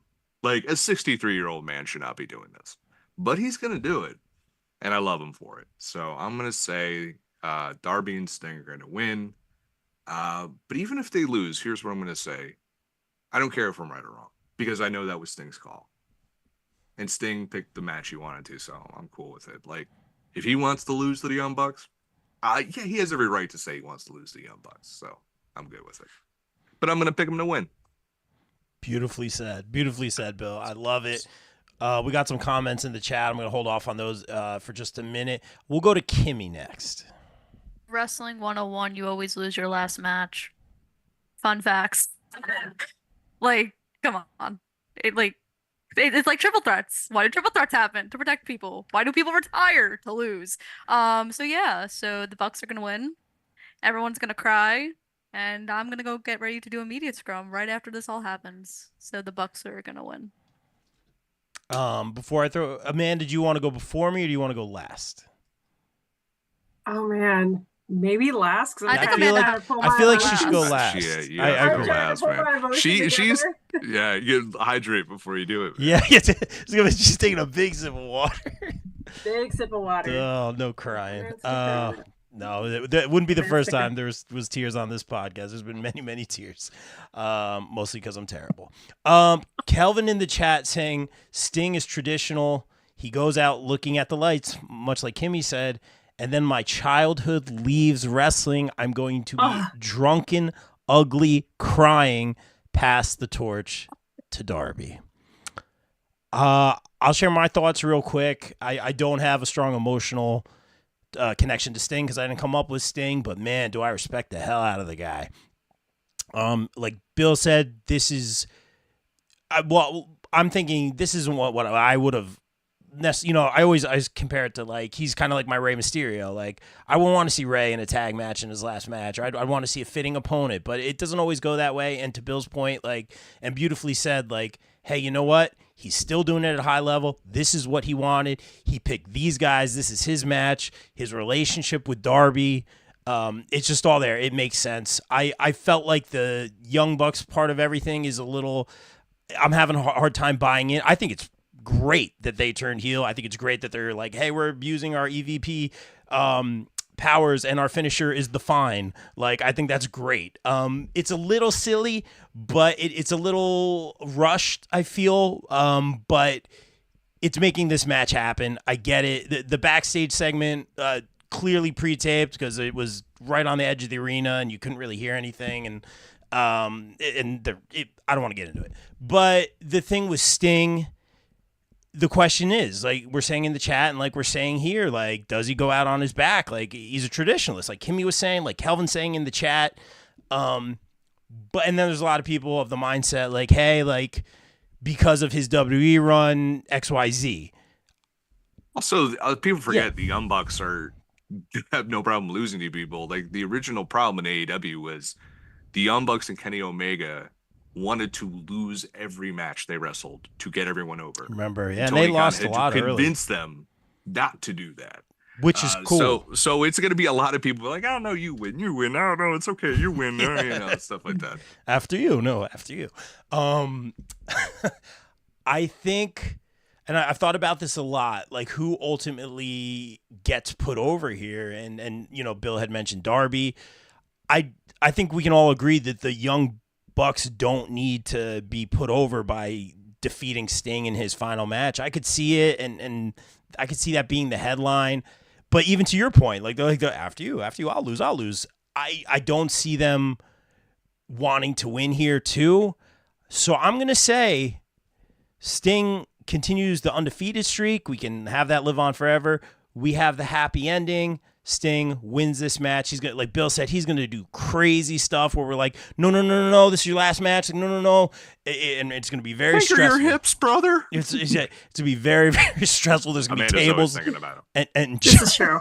And that cake in the back though too. God damn it, girl! You were just I like a man with a booty. I like a man with a booty, and Sting was like the OG booty. That's why I love my man so much, because of the cake. I heard Bill's. It's a low center of gravity. Come on, except for there. I heard Bill's painting up for the pay-per-view. That's all I'm gonna say. So I have to record a podcast while doing the pay-per-view. Even better. It'd be really weird if I'm on a podcast. I'm like painting. So it's got Surfer Sting or nothing. You could pull it off. The hair for it. Yeah, exactly. That being said, Sting gets the win here, but I'm going to be that guy that's like, but I'm going to say Darby takes a shot at him, and you kind of get that moment of like, oh, shoot. Because think about it. To Bill's point, this is your best friend. Like, and I'm talking business here. Like, your best friend, what do you want the best for him? Like, I'm leaving, like I'm on the road with you. I've mentored you. I learned off of you. I want the best for you. And I think at the end of the day, I think one thing we can all agree on is that Darby should be put over in some form or fashion. I'm going to go for Sting to get the win, but also the cheap shot, the attack, whatever, the strong words from Darby. I know it's not happy, man. I don't want it to happen. I don't want it to. It's not going to. Good. Then I will be wrong. But I'm going to be that guy, and I'm not stirring the pot here or being like, oh, I got to go different. But at the end of the day, I feel like Darby ultimately needs it. And you're right. It almost like, and hearing you guys like, no. Like, I get it. Yeah, I get it, man. It's like, that's terrible. That's terrible. Like, why would you say that, Rob? Like, I get it, man. And I'm just gonna stop you. Go ahead, please. You can't do that on his leg. Like, if he loses to the Bucks, the match is over because he gets the mic, the ovation. He gives the speech, gets his flowers, gives the ovations. He puts over Darby. You are not. If you want to burn the Greensboro Coliseum to the ground in the worst possible way. Like, if you just want to kill that crowd where that audience is like, fuck you, that ending was terrible. That's not fair. Like that's heat. It's like, no, AEW, you did the wrong thing to Sting. And you cannot do that. So Darby Allin's not going to take a shot at him. Like, he's not going to hit him because he genuinely loves the guy. He like wrote this whole thing. This isn't MJF. Darby Allin's never been a heel. And like, but he'd be a good heel. No, he wouldn't, because he's just he would he's what he is. He's a weirdo. And so it's just like, and people like, so people don't always have. Sting has predominantly been a face, right? There's been heel moments, but it's never worked, right? You don't need to change Darby Allin. Darby Allin is perfect the way you need him to be. And Darby Allin has said too many things about AEW and about being dumb and not taking enough money to go elsewhere to all of a sudden turn heel.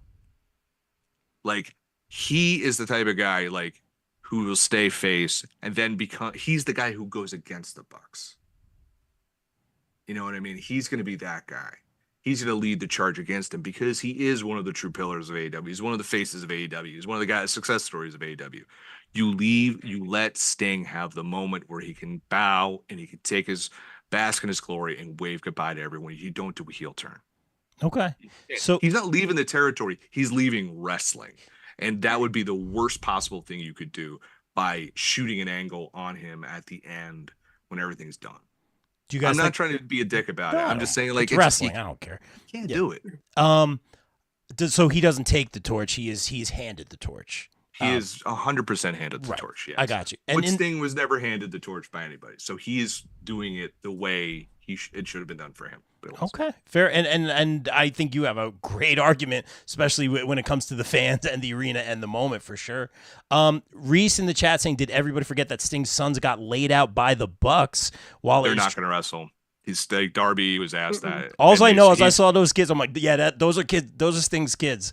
While it's traditional to lose the last match, Okada didn't lose his last New Japan match. Yeah, wow. Sting isn't losing in Greensboro. That's a whole different scenario. Okada's I'm just reading the comments. I know, but I'm explaining it. Okada's not leaving wrestling. He's going to AEW. Like Sting is leaving wrestling forever. Okay? Different scenario.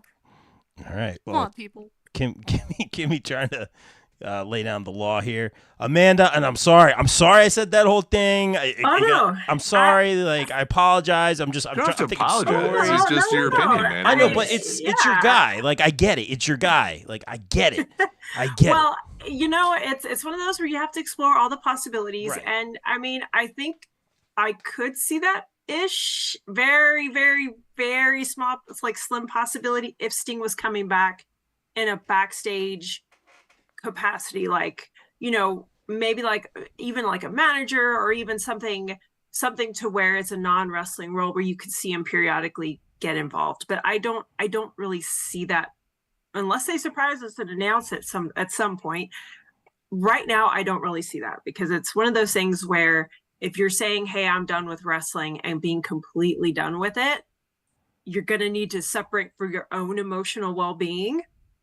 You have to separate yourself from it, because then if you continue to be in the environment for a longer time, it's going to be harder to stay retired. And Bill mentioned it earlier. This is an unprecedented, we have somebody who's actually retiring, at a veteran, for us, at least in our era, whereas, a lot of other people have passed and they haven't had a chance to go out on their own terms. And I'm very thankful that Sting had this chance. And I agree with Bill that his run in AEW has been booked beautifully. Darby was a perfect person to be paired with him. The friendship between them is very genuine. And Sting is still able to do these incredible things at his age. He's not oh, I'm injured and retiring. It's something he was able to do. And so this run was beautifully done. And his WWE situation, again, I'm not going to kind of dive into that. I'm of the camp that what happened to him was genuinely a freak accident. And I'm glad he had the opportunity to come back. I wasn't crazy about how WrestleMania went down, but I knew that was going to happen the minute the way that the storyline ran. But this was his moment, and this was his pacing, and this was his gift, if you will, to all of us, especially those of us who have been here for the long haul. So thank you, Sting, for this. And I feel like thanks for keeping that ass in shape for Amanda's sake. I know, for me. Thank you for that cake. Yeah, he puts his arm around me in pictures, and I'm here you're in great shape. Still, there's the goddamn girl. Goddamn. I love Sting. I'm gonna be thirsty for Sting forever. Your son's but as my son walks right in, why do you keep talking about cake? It's so weird. Yeah. Sorry, but hey, buddy, he'll come down in a minute, okay? I'm almost done. I know. Oh, in a minute, buddy, okay? Almost done, okay? Shout out the kid. 5 more minutes. Shout out to little Seth Rivas over here. Come on, buddy, please. He's the man. There you go. Here, go over there. Well, he's calling Sammy's over here, our dog, so that's why he's trying to come in here. Oh, what up, Sammy? Over there, buddy. There you go. Sorry, that's why he was coming in here. I literally did the same thing an hour ago, so I get it. Yeah, so I'm gonna go with the fairy tale ending for this, because again, regardless of what people say about the Young Bucks, they were what Sting wanted. Like Bill said, they were who his chosen opponent was, and I'm here for them being heel, even though yes, it kind of feels a little rushed, but they're great heels for Sting to go against, and that just makes this even better. In that when they do win, that the pop is going to be even better, because it's the Young Bucks, and people were like, the Young Bucks, and so you have that storyline factor, and I feel like we're going to get the best of Sting in this match. As his virtual wife, I am very, very worried about some of the spots he's taking, and the bumps that he's going to take. But but I feel like we're going to see some of the iconic Sting moves. I feel like, again, you're going to see throwbacks to like some of the moves, some of his playbook from, Surfer Sting era. We're going to see, I feel like he's going to rappel from the rafters coming down. I think another time. Like, I feel like you're going to get the greatest hits of Sting in this match. I don't think Darby's going to turn on him. I mean, again, I kind of go back to like looking at, Sting and Flair's last match on Nitro. Flair didn't turn on Sting. I feel like, this is the close of the era for Sting. So I don't see a turn coming. Because again, I'm with Bill. I feel like I'd be like the first one to fly down there and like go torch the building because I'd be that upset myself. Anyone want to join me? Let's do this. We'll Naruto run over there. So I feel like storyline wise, it makes sense for Darby and Sting to win because again, it's the Young Bucks and people are gonna like just be all happy that the Young Bucks got taken down. They're gonna have some shenanigans. They're gonna have some. This is gonna be a match that is pure storyline and not necessarily here for technical content. The winner here overall is going to be Darby because Darby is going to come out looking like $100,000 billion, like all the money in the world, because of everything he's done for Sting. And I feel like Sting, and then of course the Young Bucks, I think they will do Darby a huge solid. This is going to be a very emotional match. I think Sting is going to be, we're all going to be crying. I'm with Kelvin. We're going to be ugly crying at the end of this match because I think Sting's going to be standing there with the titles. And I think, again, like Bill said, we're going to have a tournament. It's going to be they're going to have to elevate somebody who can help Darby go up against the Young Bucks because I feel like their story is going to continue. And I think, even though Eddie Kingston, I mean, it could be that's the obvious choice. That's kind of where I was leaning towards. Myself just kind of thinking about who could step in, but and this is just going to be Sting's swan song, and it's going to be again emotional. I'm going to worry as his virtual wife, but I really feel like this is going to be a moment where he retires. They gave him the titles for a reason. And I think this was just a thank you Sting moment. And it's going to be great. Because again, it's the classic story of, the good guys taking down the corporation, taking down like the corrupt business. And, you have your story, you have your core storyline at heart that you enjoyed as a kid growing up. But then, you just have this emotional component. And is it going to be cheesy? Is there going to be some gimmicks? Yes. But some of Sting's matches were a little cheesy and gimmicky, and that's kind of what the best part of that was a little bit. Is someone going to spin the wheel and make the deal? I guess that'd be fucking cool. I really want to see RoboCop show up. Like a oh RoboCop, my gosh. I want to see like a RoboCop moment. I did not think about that for 1 second. I'm kind of hoping for that. Like, I feel like and I think like Lex Luger will be there as well. I feel like you're going to have people that were influential in Sting's career there just as guests. You're going to have obviously his family will be there, but I feel like you're going to get some of the throwbacks. Like, I feel like your RoboCop has to make an appearance and that will be iconic. But again, I think you're going to get the best. You're going to get a little bit of Joker Sting. You're going to get Bill's favorite, a little bit of Wolfpack Sting. I feel like just some of that energy. I know I'm just being sarcastic. But I feel like this is going to be a beautiful tribute to Sting, and we are all going to be a mess at the end of it, myself included. So somebody just text me and check on me and make sure. Thank you, Bill, my emotional support person. Thank you. Check on both of us, because this one may not pretend like he's going to pretend he's not going to be emotional, but I'm sure he'll be emotional too. So thank you, Sting, is all I have to say. And again, Darby is going to look amazing, and you're going to see the storyline with the Young Bucks continue. Because it's not over between those three. Ooh, very well said. And thank you guys for sharing that real quick. 2 words in the chat. It just says virtual wife. Love it. Pop for the hashtag virtual wife. Amazing, Amanda.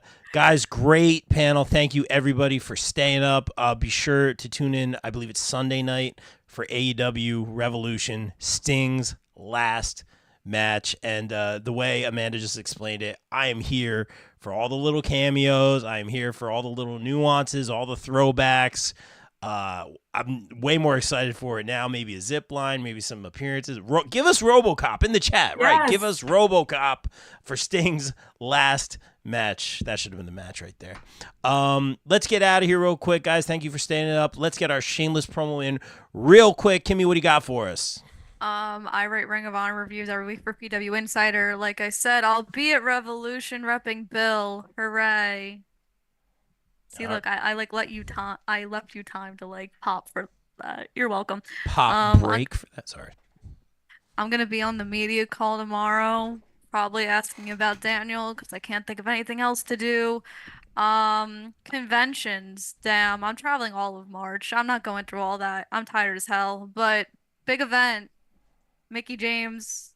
Stacy Keibler's making her first appearance in 15 years. That's like a really big deal, guys. So, and this will be her last appearance ever. Like first and last. She'll never do anything again. And it's so sad. Tori Wilson's gonna be there. Lucha Bros, Sky Blue, all the big ones. So if you're in the New York area, go check that out. And then of course WrestleMania week. Please go check out WrestleCon. Pretty please. Don't go across the street. Do not go across the street. That's where WWE World is, guys. Because petty. Kelvin in the chat said, thank you guys for a great show. Thank you, Kelvin. We'll see you on one of the panels coming up. Bill, Kimmy mentioned a little something called The Pop Break. What do you got for us? ThePopBreak.com. Been doing this every day for almost 15 years. It'll be 15 years this September. Of course, check out all of Kimmy's great coverage of the AEW media scrums, post shows, I should say, over on our YouTube page at popbreak.com, all spelt out. Her timeless Tony Storm video is still getting hundreds of views a day. It is absolutely bonkers. But check out Pop Break on all four social media at the Pop Break. If you must follow me on X, I am at Bodkin Writes. But most importantly, go check out the podcast Amanda and I do every single Friday, and that is the Socially Distanced Podcast, which you can find on all your favorite streaming platforms. This week, did you love the X-Men animated series as a kid? Because Amanda, myself, Alex Marcus, and a special guest, a Marvel Comics creator, will be on with us talking about the Phoenix and Dark Phoenix sagas from X-Men, the animated series. So go check that out. I'm also the Bill and the Bill versus the MCU podcast. We're talking, again, all about X-Men. We're doing Days of Future Past, First Class, and Apocalypse. And then I'm on the TV Break podcast on Pop Break TV, which drops the first Monday of every month. We're going to be talking about FX's Shogun. So go check that out and hear me cry because it was my dad's favorite miniseries. Amanda, you got some stuff. Talk about places where we can see some cake, where we can see some cake makeup, where we can see cosplay, and all that good stuff. Virtual marriage. Listen, exactly. we don't. Virtual wife, you know. Virtual wife. It was like a short-lived arcade virtual game. Wife. Exactly. So just to clarify, you will not see my cake on. No. I'm going to clarify. Brandon. We're talking about my significant other's cake. You can definitely see that. Like the Flamingo deity of desire. Is that like one of his fucking nicknames? One of his million titles, the Flamingo deity of desire. So, of course, you know, as Bill mentioned, I am one of the co-hosts on the Socially Distanced, and of course, you know, super excited for our episode that we are getting ready to record on, again, the X-Men saga. Of course, currently streaming, we have the last two episodes we've recorded have been on Avatar: The Last Airbender, both, of course, the animated series and now the Netflix series. So we talked about the first episode in our last podcast recording, and then of course I'm also the co-host of Anime Pop with my fantastic co-host and anime brother Josh Arnecki, and we actually had Bill and of course my short king Brandon Weiss, of course, talking about the full season of Avatar that again is now currently streaming on Netflix, all 8 episodes. So please check those out on all streaming platforms. Anime Pop is on the Pop Break TV feed, and of course, you know, Socially Distanced, we have our own feed. Of course, you can follow me at Amandalorian on Instagram and Threads. And of course, I also do cosplay as well with Brandon. So we are at Brandalorian, and we actually have our first con this weekend coming up. So you'll be seeing some cosplays from us very soon that we're excited about. We have quite a bit lined up this year. So very, very excited. So give us a follow on Instagram. And of course, I am at Resner Schick on X. And of course, to plug him again, check out the Flocking Brawlers interview that Rob conducted on the BCP. It was a great interview. Check them out, book them. They're fantastic. Of course, my significant other is at Havoc1775 on X and at Brandon Vice Wrestling on Instagram and all other socials. And then, of course, we have Casey Blackrose as well, via Casey Blackrose. That's his tag team partner on all socials as well. And of course, shout out to the Hybrid School of Wrestling, who will also be at WrestleCon too. So check them out, and they're at their table over there. And of course, give them a follow on their socials. And that's it for me, Rob. Thank you for having us. This was awesome. You're the man. Great You're stuff. the man. Great stuff, guys. And thank you for sharing all that stuff about Sting. Guys, of course, go over to bcpplus.com. Get some great content, including this podcast. And instead of doing my usual sign out, I'm just going to leave it on this. Hashtag thank you. Guys, before we get started here on the BCP, I want to shout out our sponsors for the month of February. The BCP is brought to you by our favorite store, Funkenstein Wrestling Superstore, located in the Englishtown Flea Market in New Jersey from 8 a.m. to 3 p.m. Saturdays and Sundays, and online at FunkensteinWrestlingSuperstore.com. Get your favorite wrestling merch, retro video games, Ninja Turtles, Ghostbusters, G.I. Joe, so much more. It's our favorite store. Thank you, Heather and Dan, for sponsoring the BCP. Also got to welcome back our sponsors, the No Gimmicks Podcast, the podcast that keeps it 100% real 100% of the time. Check out our guy Kelvin, only on the No Gimmicks Podcast. Wrestling All Day, All Night is the best wrestling discussion group on Facebook. We provide more of a community feel here, and have wrestling fans introduce other fans to something they may not have seen before, such as old school wrestling, indie wrestling, Japanese wrestling, and so much more. We also strive to be a source of information regarding upcoming wrestler meet and greets and signings. And remember, we're open 24/7, all day, all night. Be sure to follow on socials and join the group on Facebook at Wrestling All Day, All Night. Welcome back our sponsor, Sweet Chin Musings. Sweet Chin Musings is the creation of the reigning, rarely defending, highly disputed champion of wrestling podcast, Mr. Perfect, Mike Mueller, and his tag team partner in crime, Luke Kudialis. SCM focuses on the in-ring product of WWE and AEW, no dirt sheet rumors here, as well as backstage news, predictions, and analysis of characters, storylines, and major pay-per-views. Old school fans, don't worry, we have you covered as well, with a look back on classic matches, top 10 lists, and interactive tournaments that let the fans decide who is truly the best of all time. You can find them at Facebook at Sweet Chin Musings, and check out the podcast on all major podcast platforms. Please welcome back our sponsors on the BCP Plus and the podcast, GPW Productions. GPW provides your promotion or event with top-tier video, audio production, live streaming, and more. I can personally vouch for them in saying they are hands down the best production company I've ever worked with, as they have and continue to work with the likes of AEW, GCW, StarCast, MLW, not to mention the majority of the local independent promotions here in the tri-state area. They can even help you film a vignette or promo for your persona or gimmick. And guess what? GPW doesn't just work in wrestling. No, they cover MMA, boxing, basketball, or any other sporting event as well. On a personal note, I'd like to thank Mike Sesko, Frank León, Oneil Andrews, and the team for giving me multiple opportunities to work with them and some of the best talent in the world. Thank you, GPW, and guys, book GPW for your promotion or event today at contact@gpwproductions.com. Guys, please welcome back our podcast sponsors, USDN, the United States Department of Nerds, a podcast presented by Dat Feeling Podcast Network, LLC.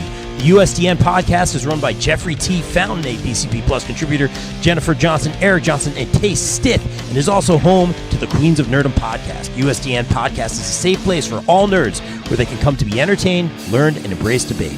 USDN prides itself on being for the people, by the people, and of the people. Here at USDN, we strive to bring you the best content we can find where you know it comes with the USDN seal of approval. We always strive to give you factual data, and if it's a rumor, we will always preface it with the rumor alert before dropping the freshest info. However, once those rumors are proven true, you can bet your money we at USDN are slamming the stamp down and giving it the USDN seal of approval. Hit our link for all our social media and merch. This ad is USDN podcast approved. Please welcome back one of our favorite podcast sponsors, Key Nation, featuring our very own BCP and BCP Plus contributor, Mr. Wayne Keener.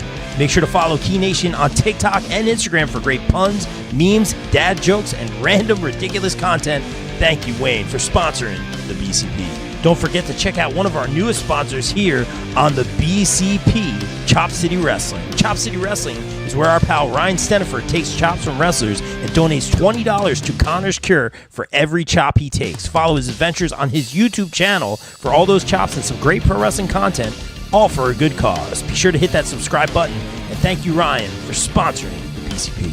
Please welcome in our new podcast sponsor, From the Left Side. From the Left Side has all of your wrestling and sports news. Check out From the Left Side at facebook.com/From the Left Side with On Air E, and be sure to hit that follow button. Thank you, From the Left Side. Please welcome back one of our favorite sponsors, Mania Club. Established in 2015, Mania Club is a WWE-recognized community for fans with an eclectic love for both the world of professional wrestling and raising money for Connor's Cure. During WrestleMania weekend, we host the official tailgate of WrestleMania while also celebrating the life of Connor McCollum. They are the single largest donor within the V Foundation for Connor's Cure with over 150,000 raised. Please donate and join the Facebook group over at Mania Club on Facebook. Donate at jimmyv.org/Mania Club. Guys, I want to shout out one of our favorite sponsors, BKG, Bubba John, Kim, and Gabby. This fam consistently shows their love and support for wrestlers on both the independent and national level, reminding us what this is really all about. Bubba has been a strong supporter of the BCP, primarily in our charity work, donating multiple items, time, and effort. Thank you, BKG. Please welcome in our new sponsors on the BCP, Masters of Your Memories, featuring celebrity and athlete appearances, pop culture items, toys, memorabilia, and more. Be sure to check out their next event, Masters of Your Memories Autograph and Collectible Show at Rockaway Town Square here in New Jersey on March 30th, featuring the American Gladiators, members of the cast from the hit TV show The Sopranos, and so much more. Thank you, Masters of Your Memories. Please welcome in our new BCP sponsors for the year of 2024, Bree Combination Wrestling. Ahead of their event, Queen of the North 5 is the most prestigious women's tournament in the Northeast and their favorite event of the year, Saturday, April 20th, 2024 at the Mecca in Ridgefield Park, New Jersey. Get your tickets now at QOTN5.eventbrite.com. Thank you, BCW. I want to thank our sponsors, Warriors of Wrestling, ahead of their Saturday, February 10th show in Staten Island, New York, featuring AEW superstar Santana, Angel Metro, Darius Carter, E-Rock, Chris Steeler, TJ Marconi, Dexter Obsidian, Tony Booz, Justin Adams, Roger Mendez, and so many more. Get your tickets now at warriorsofwrestling.com.